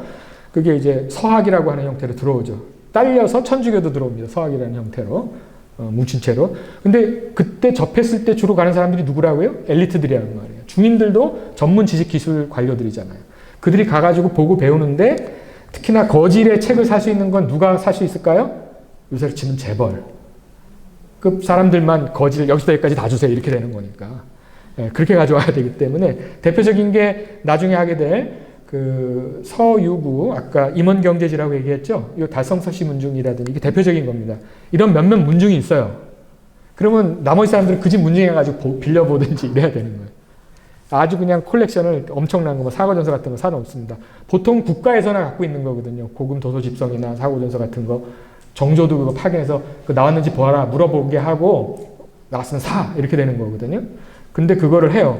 게다가 중국에서는 국가적인 프로젝트로 만들었던 그 총서들, 그 다음 유서들을 조선에 가져와서는 조선에서는 정약용이라든지 아니면 이 서유구 같은 분들은 자기가 개인적인 차원에서 그 총서라든지 유서를 만들어요. 밥만 먹고 그것만 하고 있는 거예요. 그래서 보만사 총조 같은 총서 이런 게 하기도 하고, 서호수 같은 분은 이 문중에 있는 사람들이 다 가요. 대부분 2명만 빼고. 서명선, 서유구만 빼고 다 직접 갔다 옵니다. 직접 봐요. 그리고 사와요. 근데 이제 서유구는 그 사온 거 가지고 그 엄청난 임원경제지를 만들죠. 정조의 명으로 고금 도서 집성 40권 구입하는 프로젝트를 해오기도 하고, 그 다음에 이쪽에서는 여성들마저 빙어학 이시 같은 경우는 구합총서라는 총서를 만들기도 합니다. 이 문중 전체가 새로운 지식 정보화의 가장 선두권에 서 있고, 장서가 4만여 권, 3만 4권, 저보다는 적네요. 장서가. 근데 그때랑 지금은 다르죠. 지금은 책을 가질 필요가 없죠. 다운로드하면 되는 거니까. 인터넷 연결만 하면. 근데 이때는 이게 대단했던 겁니다. 일단 많이 모아놓고 자꾸 연구하다 보니까 새로운 지식이 생길 수 있는 여지가 생기고, 최소한 정보가 지식화되는 양상까지는 갔다고 볼 수 있겠고, 이 덕분에 거기에 눈 뜨면서 보니까 서양 학자들이나 신부님들도 들어오니까 평등한 사회에 대한 그 이상 이런 것도 거기서 보게 되고, 이러면서 이 서학이 들어와가지고 제가 서발턴이라고 했는데, 스스로 자기 처지를 대변할 수 없는 사람들, 여성들이라든지 하층민들이 그 이제 한글을 통해서 서로 이렇게 접촉하고 그 번역을 성경 번역이나 그 서학서 번역을 하면서 원어를 통해서 야 양반들 남성들 밑에 있을 게 아니구나 이렇게 해서 나중에 후천개벽이 이루어지죠. 지금 어디 집에서 남편이 감히 목소리를 높입니까? 쫓겨나려고. 지금 그렇게 바뀌었잖아요. 농담을 좀 하자면. 그런 거에 씨앗이 이미 심어집니다. 조선 후기에. 그리고 이게 특정한 때가 무르익을 때마다 이것들이 특정한 결실들을 맺어 나오기 시작하죠. 지금부터는 그 어떤 방식으로 지식을 확장했는가. 아마 지식이 어떤 루트로 들어와서 어떤 식으로 유통이 됐고 또 그 중에서도 지식의 양상은 어떻고 이런 건 아마 뒤에 오는 선생님들이 여러 하실 텐데 요 관련해서는 그 지식이 어떤 식으로 확장됐는가 변용됐는가에 관련돼서는 그 정민 교수님이 다산의 지식경영법인가요? 그 쓴 책이 다산이 저도 다산 전공자인데 그게 볼만하고요. 그건 이미 책으로 나왔으니까 그거 말고 아까 했던 풍속 서유구 임원경제지 만든 풍속 서유구의 방법을 잠깐 소개해드리고 그 뒤로는 이제 실제로 그런 식으로 지식을 모아가지고 어떤 식으로 사회가 바뀌어가고 있는지 문화가 어떤 식으로 변화가 이루어졌는지 그거를 중요한 몇 가지 양상만 한번 살펴보도록 할게요. 먼저 동인 구서지도 동인은 바로 동방 사람, 조선 사람들을 말하는 거죠. 그러니까 우리나라 사람들이 책을 구하는, 그러니까 지식을 습득하기 위해서 책을 구하는 방식에 대한 8가지를 정리를 했어요. 이 금화경독기라는 곳에 저서 책을 어떻게 잘 모아가지고 축적해 놓는지에 대한 부분인데 8가지를 했습니다. 종류별로 비교해서 구하기, 짝관계에 따라 구하기, 소약한 영역, 좀 이 부분이 약하다 하면 그 부분을 보완해서 더 갖춘다거나 하나만 이제 얘기를 해도 우리 책 같으면 이제 네모난 거 있으면 한쪽만 들어도 나머지 3가지 같이 알게 되는 그런 부분, 그 다음에 시대로 구하기, 그 다음 문호로 구하기, 서목에서 구하기, 제사와 발문에서 구하기 등등 8가지를 제안했는데 이게 원래는 통지라고 하는 책이 있어요. 중국의 유서류인데요. 아까 얘기했던 엄청나게 큰 정초라고 하는 송나라 때 사람이 이 통지에 구하는 방도 읽지는 않겠습니다. 이거. 요 8가지하고 이제 비슷한데 이게 조선에서는 불가능하고 중국에서만 가능한 비현실적인 문제점이 있다는 거 알고 왜냐하면 거기는 지식을 만들어내는 곳이고요. 지식 문화의 센터잖아요. 그 당시. 요새로 치면 미국 같은 그런 곳이니까 또 지역적인 문제를 조선에서 가는 게 쉽지가 않아요. 한번 떠나면 지금이야 뭐 이메일로 주고받으면 되지만 그래서 여러 가지 또 전문 영역의 안배 모든 걸 다 잘하는 건 아니잖아요. 한 사람이. 아무리 백과사전적인 지식이 있다 하더라도 그리고 어떤 루트를 어떻게 구입하지 이런 것들에 대한 고민이 담겨 있는데 적어도 중국 체제 내에서는 지금 제일 위에 2개는 이미 가지고 있는 책하고 같은 종류의 책. 그러면 비슷한 류의 것들을 이렇게 구입하다 보면 거기 다룬 주제가 비슷할 테고 그러지만 여기는 있는데 여기 없는 지식이 있을 거고 이러면 지식이 확장이 되겠죠. 특정한 분류 내에서. 자, 그런 식의 얘기고요. 그 다음에 이미 가지고 있는 책과 연관된 다른 종류의 책. 연관된, 같은 게 아니라 아주 연관된. 왜냐하면 지금 동물 관련된 거 했는데 이거 하다 보니까 식물 관련된 걸 하면 이 2가지가 합쳐지면 생물하게 되는 거죠. 예를 들면 그런 식으로 이렇게 확장을 해나가기 시작합니다. 같은 주제를 조금 더 심화시키는 게 첫 번째 거, 두 번째 거는 주제가 비슷한 주제들을 늘어나가지고 주제 영역이 확장되는 그런 방식입니다. 그럼 지식이 늘어나겠죠? 그리고 그 밑에 것들은 그 루트들인데 그 저서들이 들어오는 그 통로들이 된 얘기예요. 특정 지역을 통해서 책을 구한다. 예를 들면 조선에서 가면 어디 가서 구해야 돼요? 중국? 연변 이런 데서 구하면 안 되고 북경을 가야 되는 거죠. 네? 네. 주로 센터인 곳이 있잖아요. 지식과 정보의 센터인 곳에 가야 되는 거죠. 그렇게 해서 그쪽 가가지고 책을 구한다. 예를 들어서 한국에 K-팝에 관심 있어서 왔다. 그럼 어디 가야 돼요? 제가 소속된 고려대를 오거나 여기 오면 안 되고 어디로 가야죠? SM이라든지 YG나 이런 데 가야 되는 거잖아요. 그런 것처럼 전문기관, 전문가 이걸 찾아가야 될 거 아니에요. 그 사람들의 문파나 가문 이걸 찾아가서 구한다. 맞는 얘기죠. 예. 그러면 이제 공식적인 루트를 통해서 관부를 통해서 책을 구한다거나 그쪽에도 장서가들이 있을 테니까 그럼 주로 책들이 많이 모여 있는 곳에 가서 요새로 치면 어딜까요?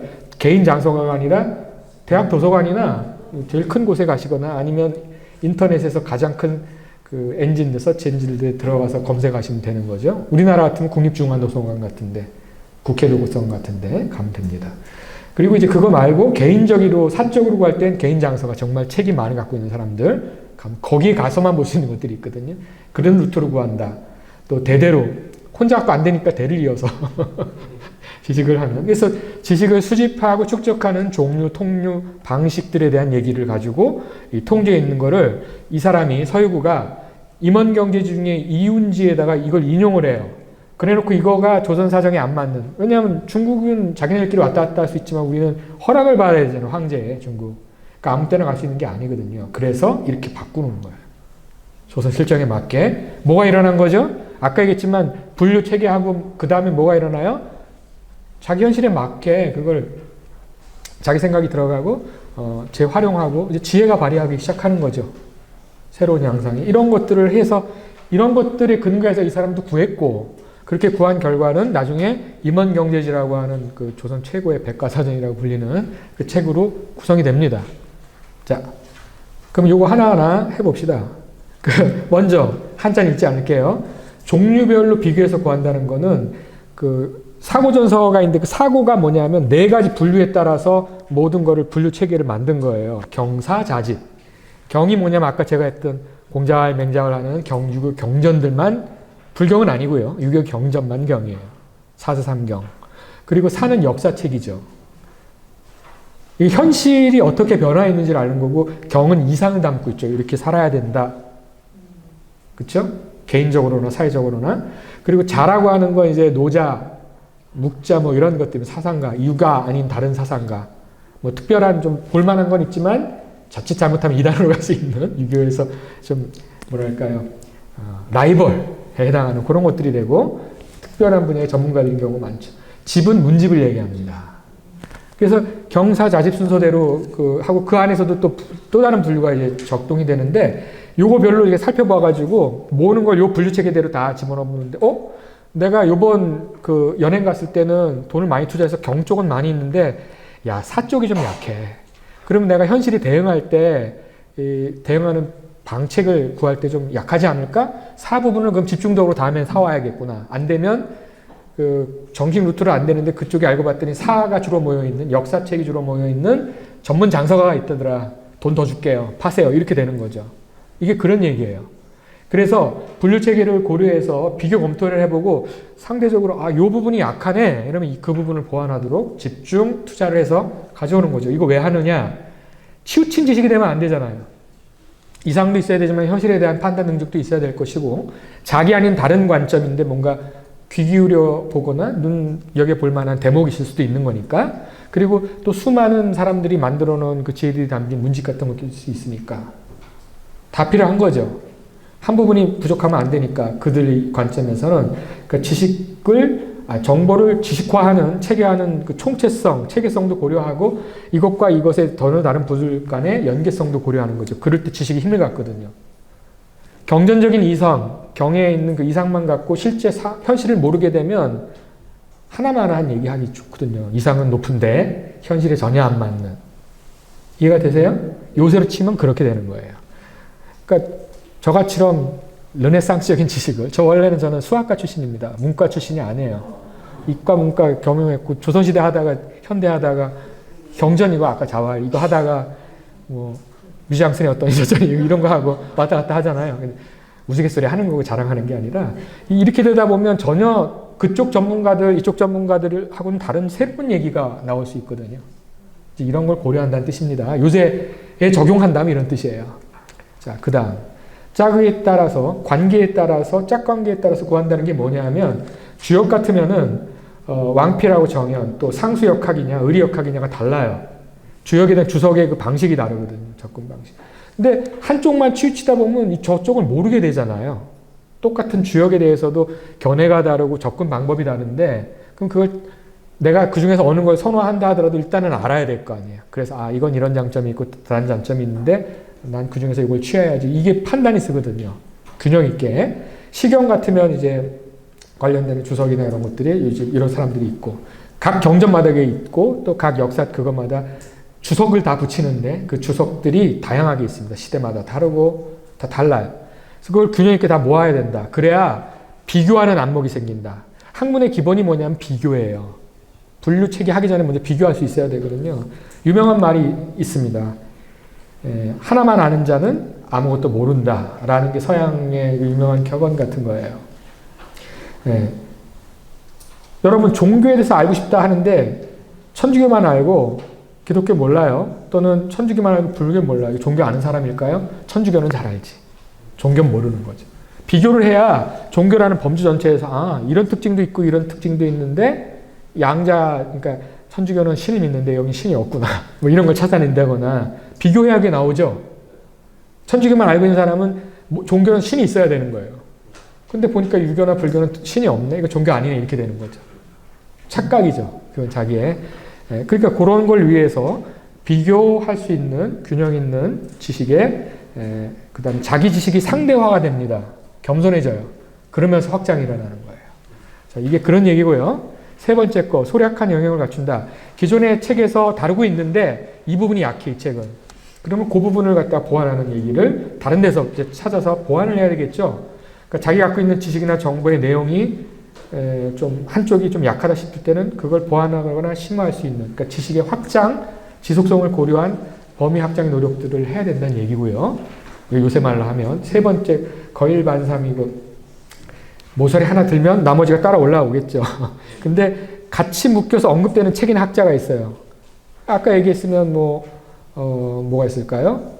뭐 칸트 얘기하면 따라 나오는 게 서양 같으면 뭐 해겔이 있다든지 우리 같으면 공자가 나오면 그 다음에 맹자가 나온다든지 공자 한 다음에 뭐 주자가 나온다든지 주자가 나오면 뭐 다산이 나온다든지 이런 식으로 비교를 하기 위해서 지식의 균형과 체계 이런 걸 위해서 중요한 학자들, 학설들 이렇게 하듯이 지식 정보에도 중요한 부분들이 있어요. 그렇죠? 건물을 하는데 이 건물을 지을 때도 구조 역학을 할 거 아닙니까? 견뎌야 되니까 무너지면 안 되니까. 그렇죠? 그건 자연과학적인 과학적인 게 들어가고 그 튼튼하게만 지면 다예요? 그게 아니죠. 인테리어도 뭐 아름답게 하고 들어가서 살고 싶게 만들어야 될 거 아니에요. 미학적인 거죠. 아름다움. 인테리어도 하고. 그게 두루두루 있어야 되는 거거든요. 그러니까 한쪽만 하면 안 되고 인테리어 전문가, 구조 역학 전문가, 그 다음에 이 콘크리트 타설하는 사람 다 필요한 거죠. 그렇죠? 하나만 하면 나머지 주로 이제 거론되는 그런 사람들도 알아서 그럼 상호 연관관계가 있어요. 뭐 공자 맹자 시절에 그 얘기했던 지식과 그 방향성이 주자 단계 오면 확대되고 심화되기도 하지만 예전하고 다른 뭔가가 보여주는 경우가 있고 왜냐하면 불교 영향을 받거든요. 공자하고 맹자는 접하지 못했던. 근데 조선 후기 다산 정약용 같은 데 보면 이것도 뒤집고 와요. 뭘 본 거죠? 천주교를 봤거든요. 그러니까 학설이 또 달라져요. 그러면 이제 그렇게 대비할 만한 사람들을 해야지 비슷한 사람들끼리 모아놓고서 묶으면 그건 뭐 비슷한 얘기만 될 테니까 대조를 할 건지 아니면 비슷하게 해서 연결할 건지 이런 거 고민하면서 공부를 해야 된다 이 얘기입니다. 자, 그 다음에 시대로 구한다. 이거 뭐냐면 특정한 주제에서 한정된 시대의 책만 보게 되면 그 지식에 갇혀요. 네. 여러분들 지구는 태양 주변을 돌아요? 태양이 지구 주변을 돌아요? 여러분 지금 다 알고 있지만 지동설을 여러분이 천동설 단계의 책만 봤다. 여러분 지동설 생각 못해. 과학적인 천재들이나 아니면 데이터 같은 거를 정보화하고 지식화하면서 이거 안 맞네 이렇게 얘기가 나오는 거지. 일반 사람들 눈에 보면 태양이 떴다 지는 건데 자기 눈으로 보면. 그렇잖아요?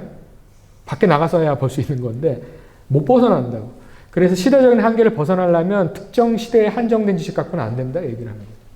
공간 한정이 안 되고 이걸 좀 미뤄가면 특정한 인물에 한정돼도 안 되겠죠. 지식을 제대로 균형 있게 체계적으로 하려면. 그것도 안 돼 있는데 무슨 분류가 되겠어요. 똑같은 것들 모아놓은 분류도 필요 없는 거죠. 또 문호로 구한다는 건 뭐냐면 특정한 학문 유파, 아까 얘기했던 그 맹자에서 이렇게 송나라 때 오면 도학이라고 하죠. 성리학이 등장하죠. 주제학이. 근데 그 뒤에 그거하고는 좀 다른 성향이 나오죠. 둘 다 신유학인데 도학인데 양명학이라는 게 나오죠. 서로 이게 이단이라고 그러잖아요. 주제학에서는. 이제 이런 식으로 이게 양명학인지 성리학인지 알아야 이게 어떤 스타일, 어떤 지향성을 갖고 있구나 파악이 되겠죠? 엉뚱한 소리 안 하고 핵심적인 얘기를 할 수 있단 말이죠. 이거는 요새로 치면 요새는 디지털 인문학이라는 거 하는데 저도 디지털 인문학 프로젝트를 3년간 연구 책임자 했었는데 노드라고 그래요. 이렇게 점점 연결되는 중요한 허브 역할을 하는 식도 있고 이것과 이걸 연결 짓는 이 연결들을 쫙 가게 되거든요.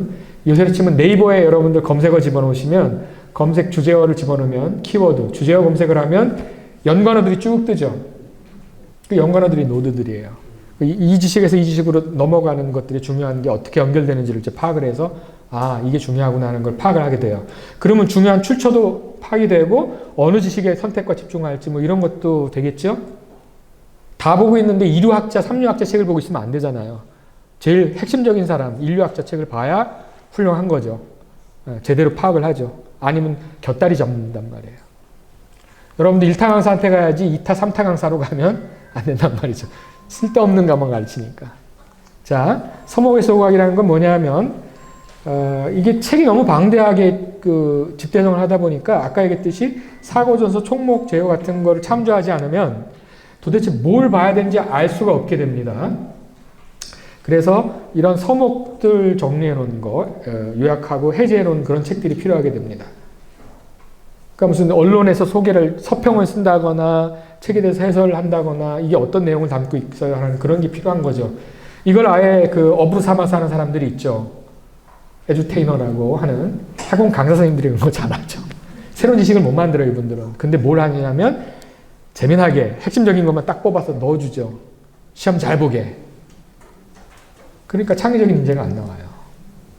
기본적인 거 안 하고 체계적인 공부 안 하고 딱 핵심적인 거 그냥 넣어주는 대로 받으니까. 시험은 잘 볼지 모르겠으나 그 사람은 쓸모있는 그 위즈덤, 지혜를 만들 수 없어요. 밑에 기초가 튼튼하지 않기 때문에. 자, 그래서 지식 정보를 업데이트하거나 검색하거나 이때 특정한 방식이나 매체에 따른 혁신할 때 이런 것들 그냥은 안 되니까 어떤 걸 활용을 해서 어떻게 될지 잘해야 되는 겁니다. 요새는 되게 편해졌죠. 챗GPT 뭐 찾아줘 이러면 되는 거니까. 학생들보다 훨씬 잘해요. 자, 그 다음에 제사와 발문이라는 거는 그 제목에 대한 해설이라든지 아니면 이 책이 어떤 맥락에서 왜 만들어졌는지 그걸 설명해 놓은 그런 글들이 있습니다. 제사나 발문 같은 것들. 이런 거 보고서 이게 도대체 책의 종류는 어디 있고 책이 몇 번 출판됐고 초판하고 뭐 재판, 3판이 어떻게 다르고 어느 지역에서 나왔고 뭐 이런 등등의 온갖 정보들을 다 밝혀줍니다. 그래서 필요한 정보들을 보충해주는 역할들을 해요. 만들어지고 출판됐거나 지식이 만들어졌거나 유통하는 이런 경로까지 다 파악할 수 있는 그런 거죠. 사실은 제가 대학원생들한테 강의할 때도 처음 공부할 때 어떻게 찾을까요? 이러면 요새는 책이 아니라 어떤 검색 엔진에 들어가서 뭘 검색을 해라. 어떤 식으로 검색하면 여러분이 찾을 수 있다.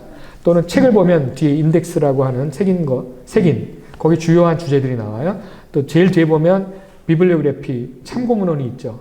그 참고문헌 봐라. 가장 최신판 학위 논문이나 아니면 단행본 연구서들에 보면 제일 뒤에 그게 있다. 거기서 주로 많이 인용되는 사람들은 훌륭한 사람들이니까 그거 다 읽고 나서 그거 읽어라. 찾아가서. 그러면 가장 핵심적인 거 할 수 있다. 제가 어떤 학문이든 다 하는 이유예요. 영화, 만화 관련된 책도 다 쓰고 요새는 뭐 TV 드라마나 뭐 한류 관련된 것도 하는데 왜냐하면 그런 강의하고 그 수요가 늘고 있기 때문에 대학에서 제 주전공 아닌 그런 거 많이 합니다. 근데 그런 방식으로 해요. 이런 식으로 진짜.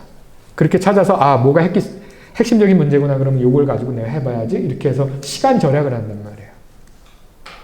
이게 지금 방식은 달라졌죠, 지금은. 그러니까 요거를 그대로 보시면 안 되고 여기에 있는 요것들을 요새로 치면 어떻게 우리가 활용을 할 수 있을까? 이런 걸 고민을 해보셔야 되는 거죠.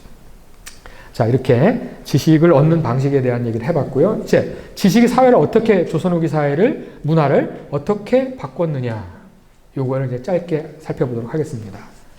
자, 조선 전기에 나온 게 이제 표해력이라는 책을 제가 좀 잠깐 이렇게 해놨는데 이제 그 바다에서 난파된 거예요. 중국 흘러갔어요. 근데 이게 다른 중국 사람들이 보기에 자기들이 통하는 말이 아닌데 예의는 갖추고 있고 이거 조선 사람인가 보다. 그래서 조선으로 돌려보내는 걸 하는데 거기서 보고 들은 견문이 있잖아요. 그리고 의사소통은 이 사람 배운 사람이니까 뭐로 하죠? 필담으로 하는 거죠. 한자 써가지고 이거 뭐냐 이렇게 물어보면 이제 거기도 똑같이 필담을 하면, 아, 이거구나. 좀 자료 좀 줘봐요. 뭐 이렇게 해서 자기 여행에서 보던 견문을 기록한 건데 조선 전기 작품입니다. 조선 전기. 우리 같으면 조선 전기 뭐 하멜 표류기에서 우리나라 사전이 서양에 소개된 것처럼 조선 전기 조선 사람이 일본이나 또 중국으로 건너와가지고 표류해가지고 가서 온 책들이 있어요. 그 중에 대표적인 건데 여기 가서 보니까 이 사람은 유교적인 지식으로 불교적인 그 패러다임에 있던 사회가 유교화된 직후 사람이에요. 그러니까 그거로 이제 뭔가 새로운 사회를 만들겠다라는 그런 사람인데 딱 보니까 이거 보니까 중국이 그래도 대국이고 상국이고 이래서 가서 배울 게 있다고 생각했는데 강남 쪽하고 저쪽 북방 쪽이 다른 거예요. 자기 눈에 보여요, 그게. 강남 쪽은 보니까 여기 나온 것처럼 번화하고 웅장하고 화려하고 주로 양자강 지방에 있는, 북방은 진짜 뭐 없죠. 가다가 집 하나 겨우 있고 막 이런 시골 같은 느낌 들고, 여긴 주택도 뭐 벽돌 같은 거 써가지고 아주 멋있게 된, 저거는 뭐 초가 삼간 뭐 이렇고, 여긴 복식도 멋지게 패셔너블한 그런 복장들이, 명품 복장 뭐 트렌디한 이런 건데, 여기는 가난해가지고 뭐 한꺼번에 나는 이런 거 입고 앉아 있고 이런 식으로 쭉 나눈 겁니다. 나머지 한번 읽어보시면 되고, 여긴 봤더니 그 북방 쪽에서는 이 사람 보니까 근데 이 강남 쪽에서는 이 의관이 조선처럼 우리는 존귀한 사람하고 비천한 사람하고의 차별을 둔다거나, 그래서 옛날 같으면 군대 얘기 좀 남아있죠. 대대장이 좋은 차 뭐가 있을까요? 좋은 차? 뭐 제네시스 타고 다닌다고 칩시다. 그러면 밑에 있는 소대장은 못 타고 다녀야 돼요? 저같이럼 아반떼 같은 거 끌고 다녀야 되는데 이게 간이 배 밖으로 나와서 벤츠를 끌고 왔네? 이 자식은 이거 배반형이야. 이걸 허용 안 한단 말이에요. 복장부터 시작해서 어떤 것이든 그 규를 딱 지켜줘야 돼요. 이게 예거든요. 제가 선생님인데 학생이 저보고 먼저 인사하지 안 하면 이런 버르장머리는 없는, 이런 게 예잖아요. 질서를 그러니까 차별적인 질서예요.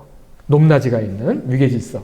근데 그게 지금 보니까 얘들 강남에 유교 문화가 있다고 그러는데 화려하긴 한데 예의 범절이 없네 이놈들. 야만스럽네, 이걸 발견한 거예요. 그리고 먹을 건 진짜 풍부해요. 잘 먹고 잘 살아요. 그리고 문화적도 세련돼 있는 것 같은데 정작 유교적인 예가 부족하다.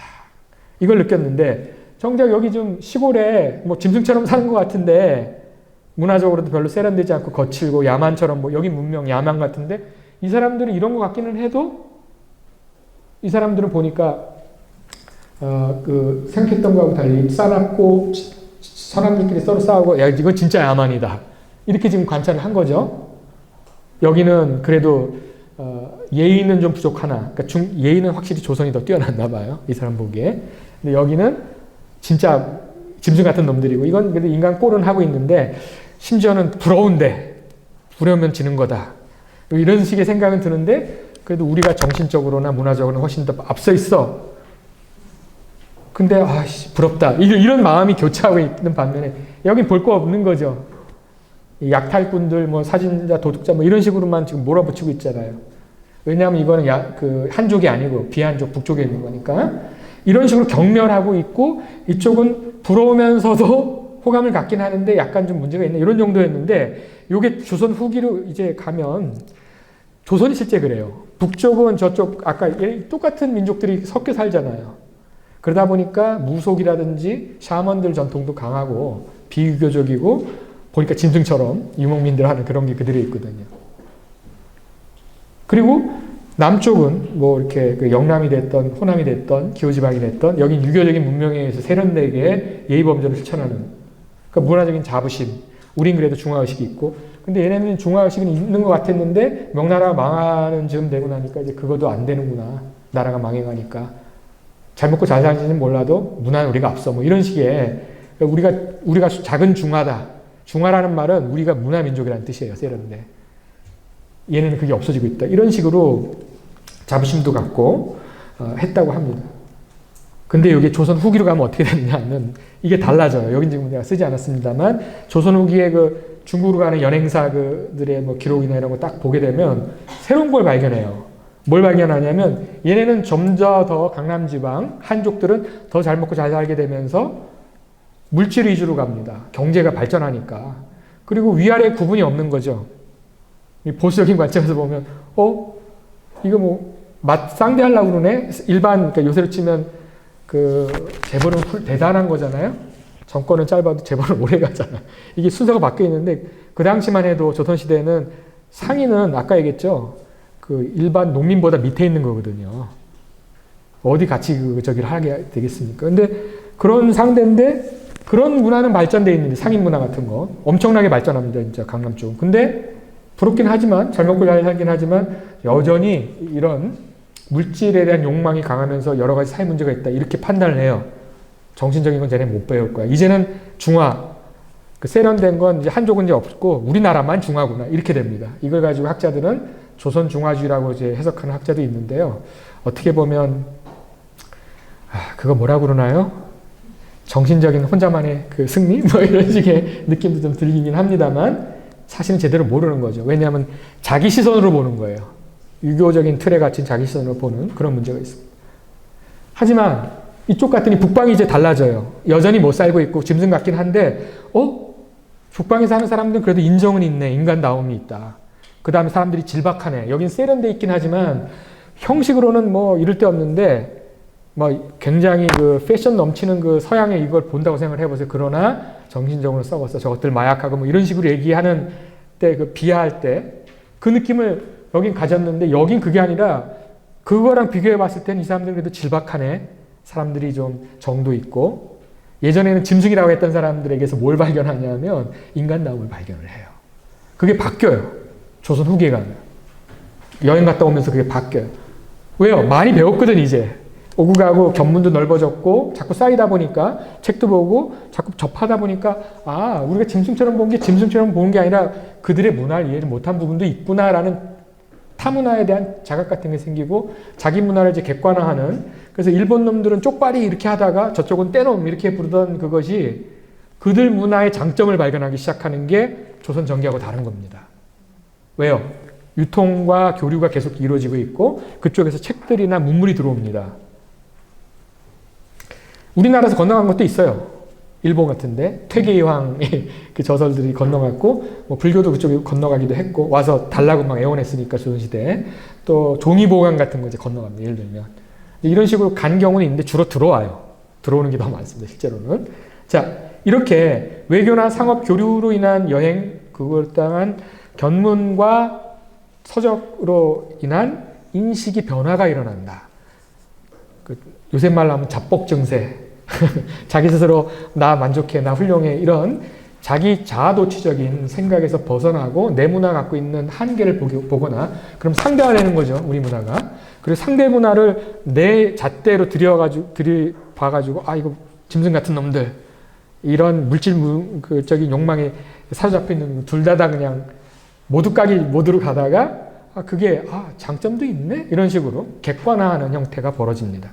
그게 조선 후기에 지식과 정보가 쌓이면서 인식이 변하기 시작하는 거예요. 그리고는 이제 받아들이고 심지어 아까 말씀드렸듯이 박제가의 북학의 같은 데서는 그 기술 받아들이자. 벽돌 받아들이고 그쪽에 수레 문물 이거 받아들이자. 이게 나오는 거죠.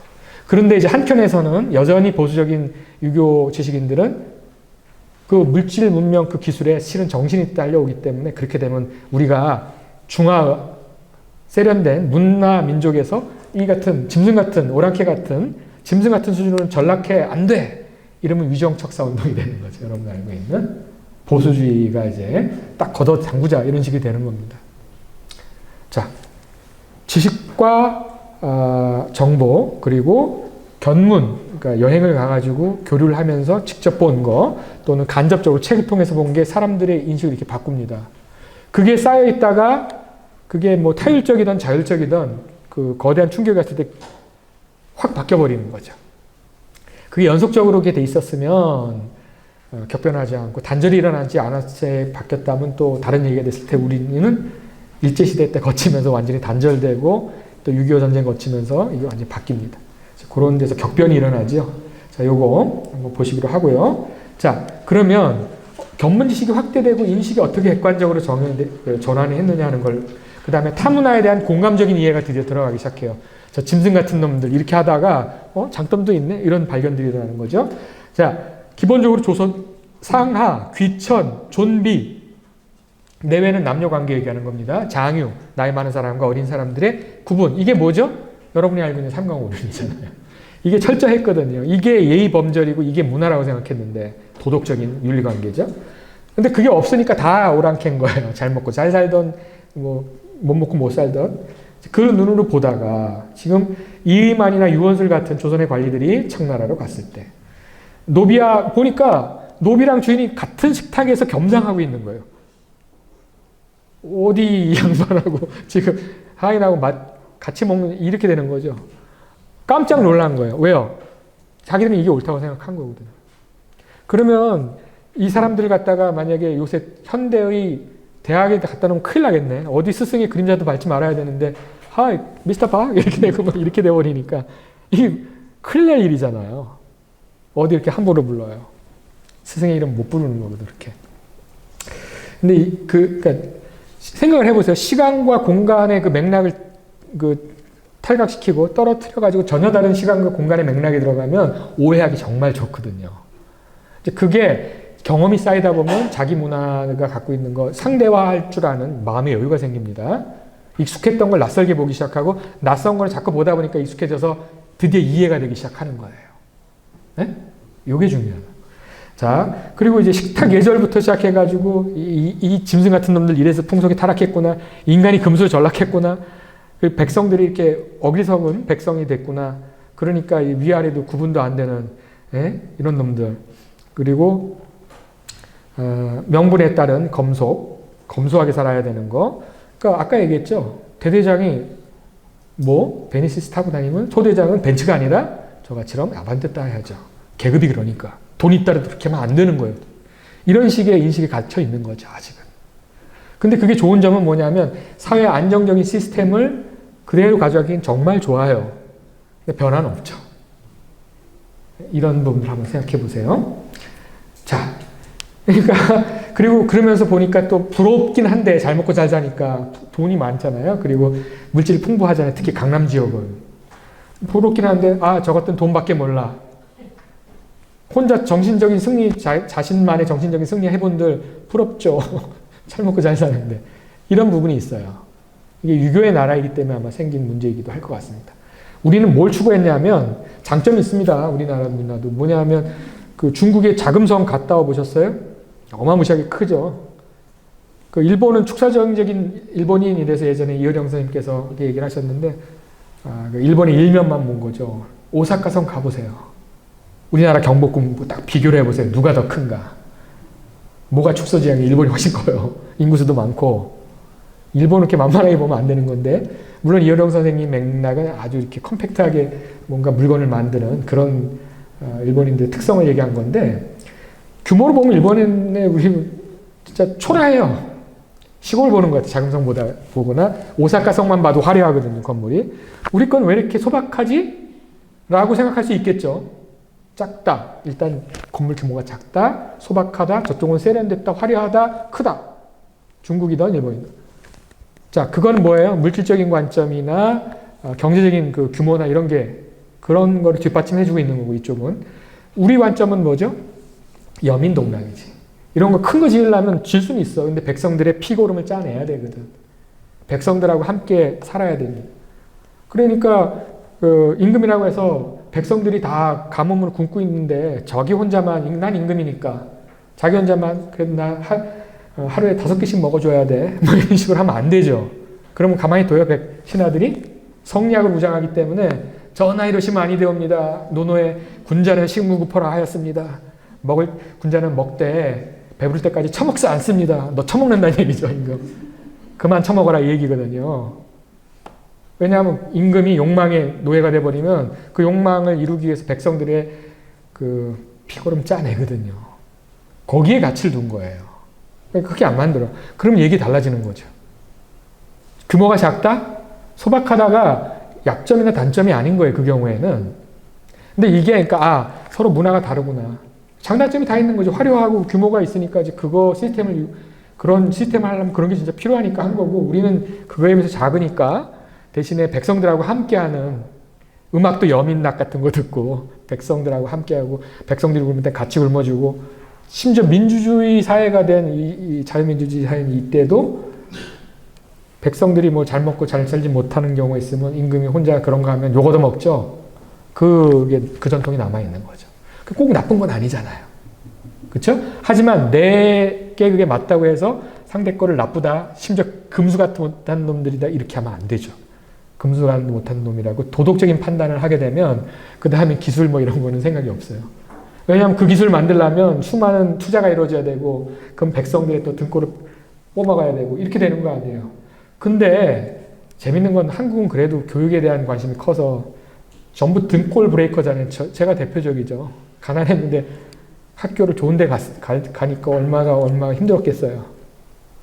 대학 들어가는 건 괜찮았어요. 장학금 받았으니까. 근데 들어갈 때까지가 정말 힘들었겠지. 미용실 하면서. 부잣집 아이도 아닌데.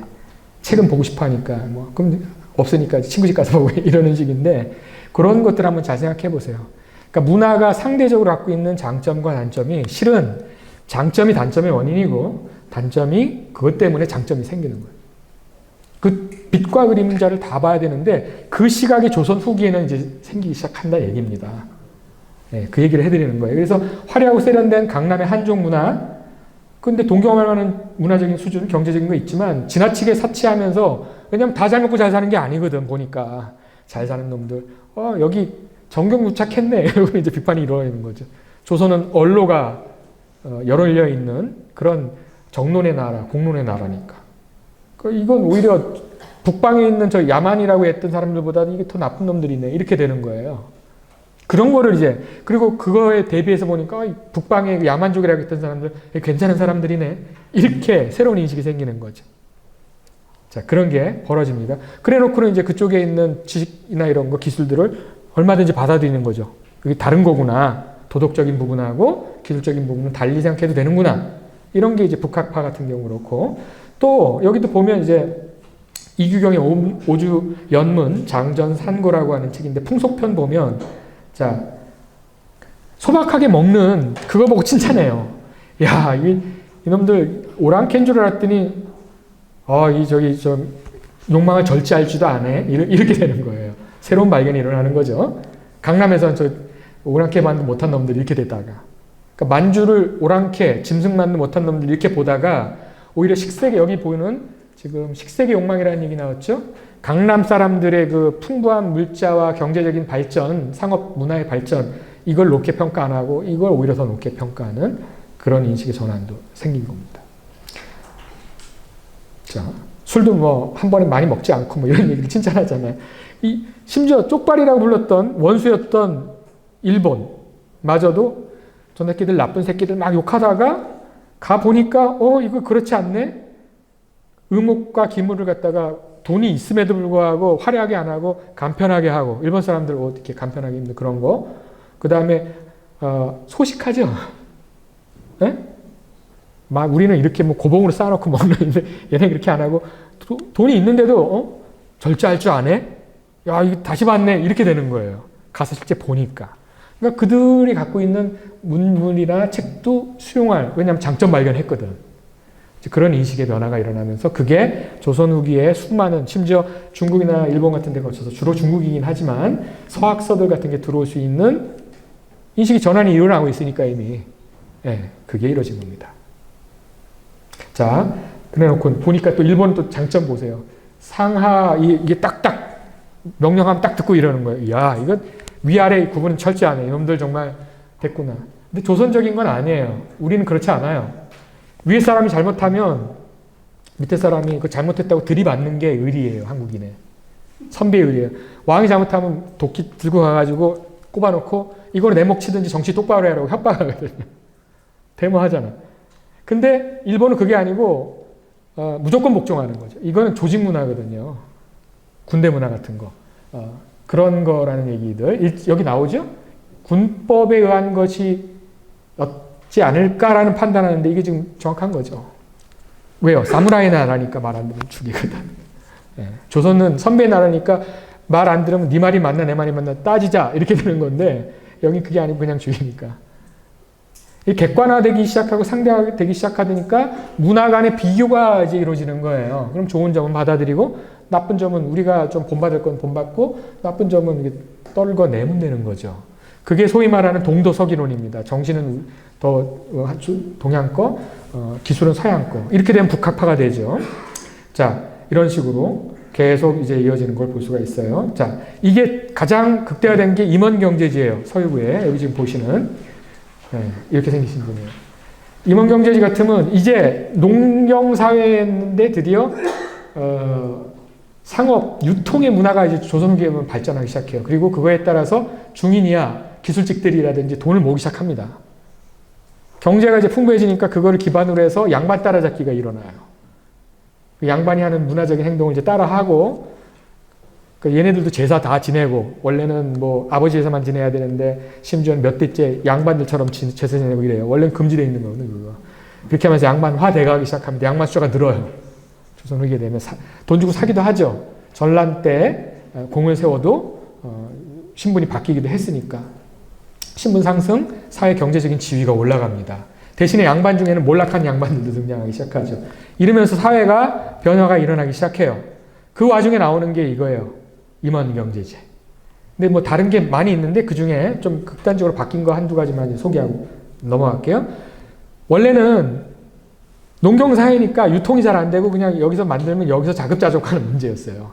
그러니까 뭐만 신경 쓰면 되냐면 이양법가처럼 농경 기술 혁신만 하는 것만 신경 썼는데 그럴 게 아니라 가뭄이 들기도 하고 어떤 때는 흉작, 어떤 때는 어떤 동네는 똑같은 때인데 풍년 이쪽에는 흉작 이렇게 될 수도 있는 거잖아요. 그럼 뭐 해야 되죠? 유통을 시켜야 될 거 아니에요. 근데 이거는 돈 취하는 거니까 물질적인 욕망이니까 나쁜 거라고 생각을 하다 보니까 이걸 안 했던 거죠. 서양에서도 그거를 천시하다 보니까 그 천시했던 사람들이 유대인들이죠. 그 유대인들이 지금 금융자본주의 다 유대인들 근간으로 만들어진 거잖아요. 국제 유통 네트워크들이. 아시죠? 근데 이제 그런 게 이제 이게 벌어지는 겁니다. 그랬더니 농경사회에서 생산하고 소비하고 유통하는 양상이 달라지기 시작하는 거예요. 이게 지금 담겨 있습니다. 요 앞서 홍망선에 한 세기 앞서 있던 산림경제지에는 이런 산림경제는 없던 게 등장을 해요. 농업 생산활동만 다루고 재화를 어떻게 소비할 건가 이 문제를 잘 안 다뤘거든. 근데 여긴 다룹니다. 그래서 여기 보시면 나오는 것처럼 빨간색으로 한 거 소비를 어떻게 적절하게 조절해가지고 쓸 거냐. 70%는 자급 여기 나오죠. 3분의 2는 자급자족하고 나머지 30% 중에서 70%는 그렇게 하고 30% 중에 10%는 세금을 낸다든지 기타 비용 들어가는 거로 쓰고 20% 남는 거는 시장에 갖다 팔자. 그럼 뭐가 필요해요? 상인이 필요한 거죠. 그리고 그거는 남는 수익이 되니까 그거를 잘 모으는 사람 뭐가 될까요? 부자가 되겠지. 그럼 부자가 된 사람들은 신분 상승을 하려고 하겠지. 양반 아닌 사람들은. 이제 부익부가 이루어지면서 그 사람들은 나중에 신분 상승을 위해서 여러 가지 노력을 할 거고 그 힘에 근거해서 양반과 양반 아닌 사람들의 반상의 경계가 무너지기 시작합니다. 이미.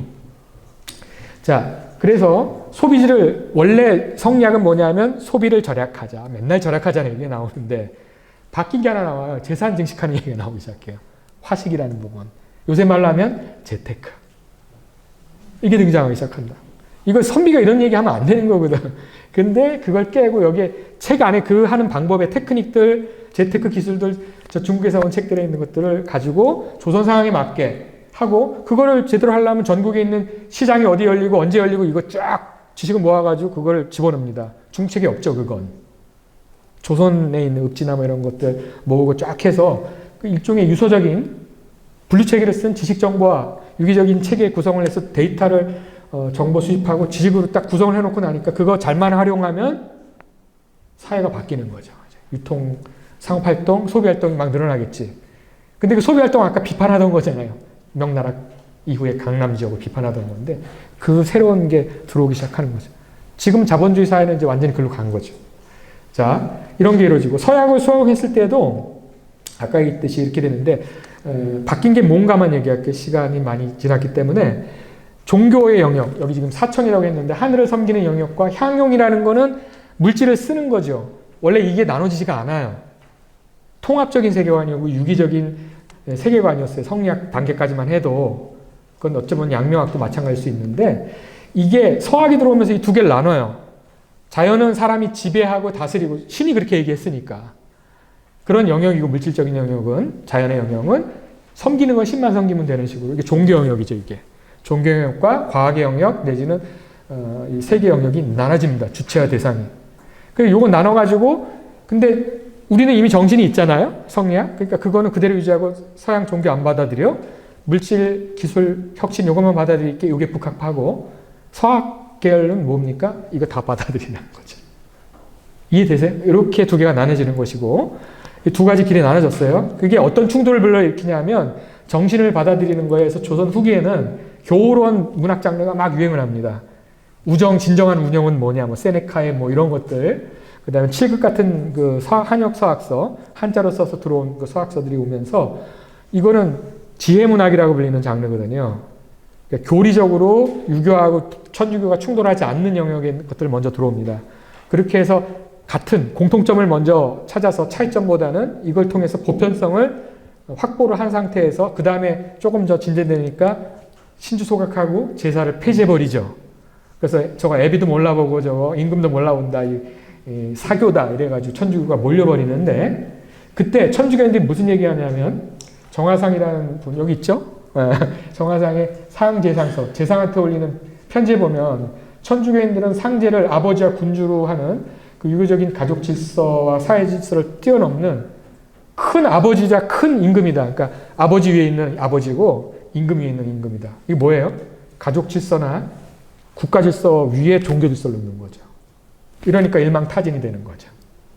양립할 수 없거든. 불교도 그 이전에 있던 불교나 다른 뭐 무속도 어떤 식으로 그렇게 도전한 적이 없거든요. 이게 천주교가 핍박을 당하고 탄압을 당했던 이유입니다. 자, 이게 그러니까 사람들을 그걸 뒤집어 엎을 이런 행동을 과감하게 할 수 있도록 문화적인 충격을 주는 행동을 과감하게 할 수 있는 힘을 준 거예요. 자, 그리고 이게 어떤 일까지 벌어지냐면 반상의 철폐, 양반과 일반 상민의 계급적인 차이를 철폐하는 걸로 가고 하층민들의 주체적인 각성이 일어납니다. 그 대표적인 게 내포의 지역은 지도자가 양반이 아니에요. 흔히 말하는 상놈이라고 하죠. 상한이라고 불리는 일반 상민들이나 그 밑에 하층민들이 이름을 보면 알아요. 이름이 벌써 하층민들이 이름 쓰거든요. 그때 뭘 했냐면 양반들이 노예를 속량을 해줘요. 풀어줘요. 왜요? 그리스도의 사랑 안에서, 하나님의 사랑 안에서 우리는 다 한 형제입니다. 이렇게 되니까. 형제요 자매입니다. 이렇게 되니까. 그랬더니 이 황일광이라는 여기 지금 보이시는 황일광 알렉시스, 이게 제가 지금 한 건 달래 신부님의 한국 천주교회사 인용을 한 건데요. 백정이에요. 백정은 천민이에요. 그러니까 일반 그 농민이나 상민보다도 그 상업에 종사하는 사람보다도 목기는 인간 이하의 존재들로 설정이 되는 거거든요. 개, 돼지 뭐 잡고 이러는 백정. 근데 그러니까 이거 완전히 따돌림 당하고 인간 이하의 취급을 받던 자들인데, 이게 이 신분을 알고서도 천주교인들이 형제요 자매로 이렇게 받아주니까 이 사람이 이거 이제 카리타스라고 하죠. 애덕이라고 천주교에서 부르는 건데, 여기 형제의 예로 대해주니까 이 사람이 나중에 뭐라고 말하냐면, 내게는 두 개의 천국이 있어요. 죽고 나서 갈 천국이 있고요. 천당이 있고, 지금 양반들하고 겸상은 물론이고, 이 겸상 단계가 아니잖아요, 이건. 뭐예요? 형제요 자매요 이렇게 되니까 같이 물질 나눠 쓰고 같이 어려움 도와주고 이런 교회 공동체가 형성되니까 여기가 지금 지상에도 천국이 있다, 나에게 천당이 있다, 이런 고백이 이루어지죠. 엄청난 일이에요. 아까 얘기했잖아요. 중국 가서도 저거 위아래 몰라보는 저 오랑캐 놈들, 저 짐승만도 못한 놈들 이렇게 욕을 하던 분들이 양반 장악을 하고 있었는데, 이게 지금 조선에서 인간 이하의 놈들이 생긴 거예요. 그들의 눈에 보면. 이런 변혁이 일어납니다. 그리고 인간 대접을 받다 보니까 또 한글로 번역된, 아까는 한역서학서는 한자로 번역된 거였는데, 그걸 보다 보니까 난 정말 신 안에서 나는 정말 사랑받아야 될 존재구나, 인권이 있구나, 평등해야 되는 존재구나, 이걸 자각을 하기 시작해요. 누가? 하층민들이. 그리고 여성들조차도. 그러니까 여성 지도자들도 등장합니다. 천주교에서는. 불교에 그런 거 있었나요? 없었어요. 주로 왕족이나 이렇게 결합하면서 시작을 하는 거죠. 물론 민간화되기는 하는데, 그래봐야 그들은 지배당하는 하층민에 속하는 거고, 지배자들과의 관계를 통해서 이렇게 종교는, 사실 서양도 마찬가지예요. 기독교 공인받고 나서 그 교황과 군주 세력들 간에 이렇게 해가지고 간 거지, 백성들이 주체가 된 적은 없어요. 근대화 이후라고, 이쪽도. 근데 이게 지금 이 근대적인 질서를 맛보는 거지, 미리. 평등한, 자유로운 영혼. 그리고 다 같이 동등한 존재라는 걸 이제 보게 되니까. 그랬더니 이거에 대해서 그 천주교를 비판하는 남인 천주교인들 내에서 지식인 일부, 공서파라고 하죠. 비판하는 사람들이 이걸 가지고 이게 일반 상놈한테 양반이 이렇게 절을 하고 스승이라고 대접을 하지를 않나요? 그 얘기죠, 지금. 중요한 거는 신앙이 얼만큼 있느냐, 학식이 얼만큼 있느냐를 가지고 기준 삼는다. 신분이 아니라. 이게 짐승들이 나는 시라고 생각을 했거든요. 그 얘기를 지금 하고 있는 거고요. 자, 여기서 안 끝나요. 뭐냐 하면, 여기 보면,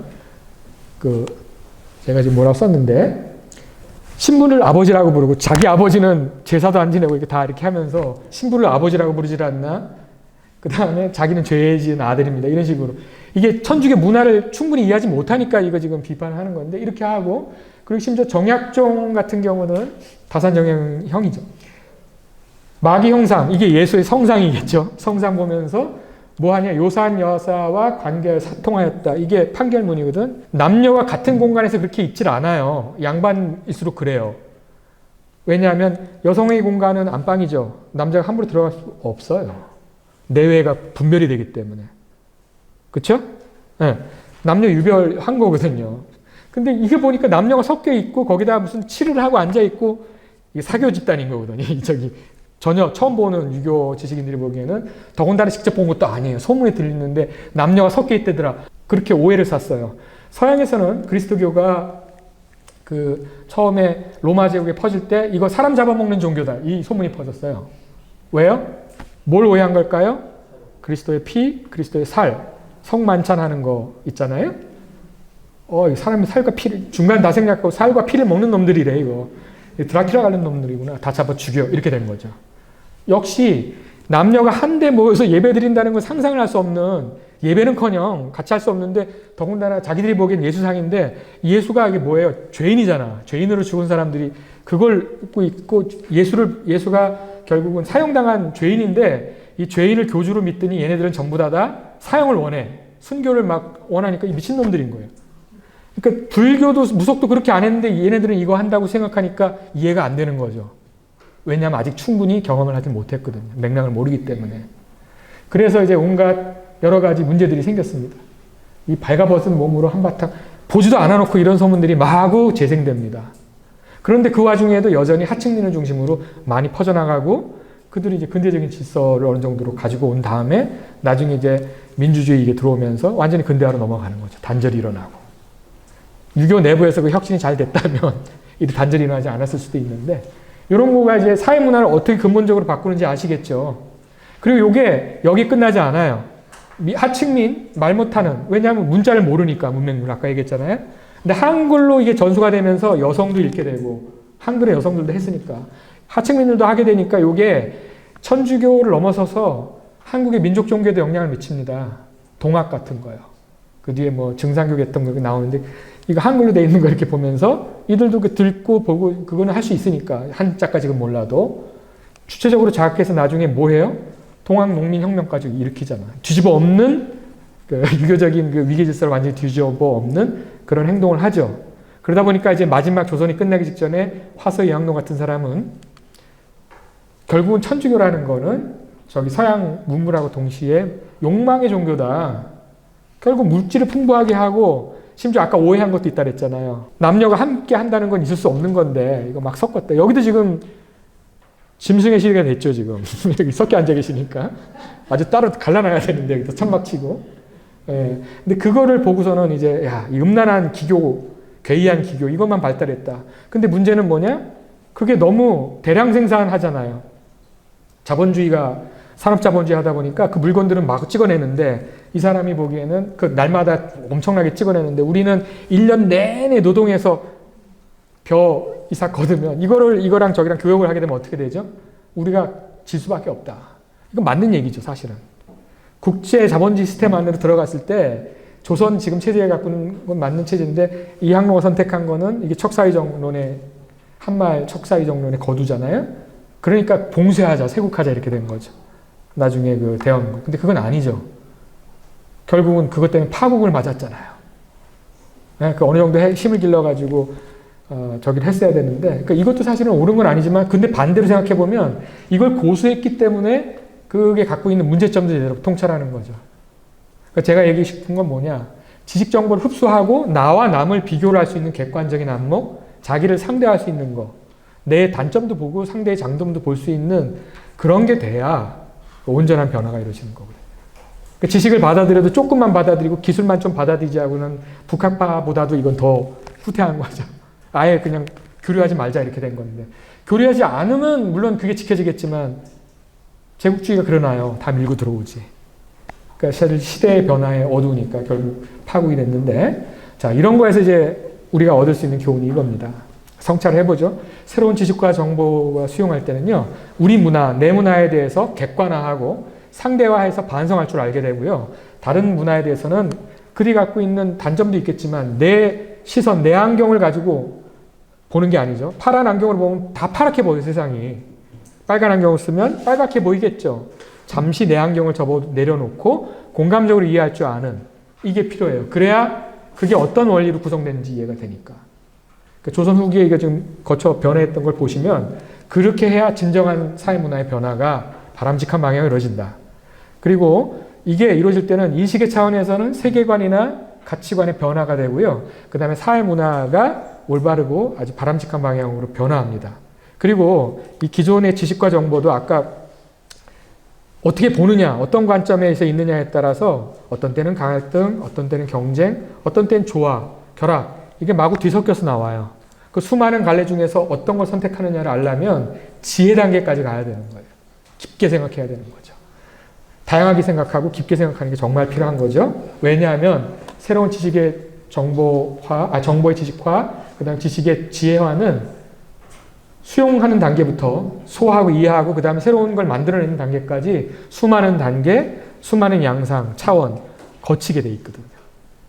자, 오늘 강의 여기까지 하도록 하겠습니다. 경청해 주셔서 감사합니다.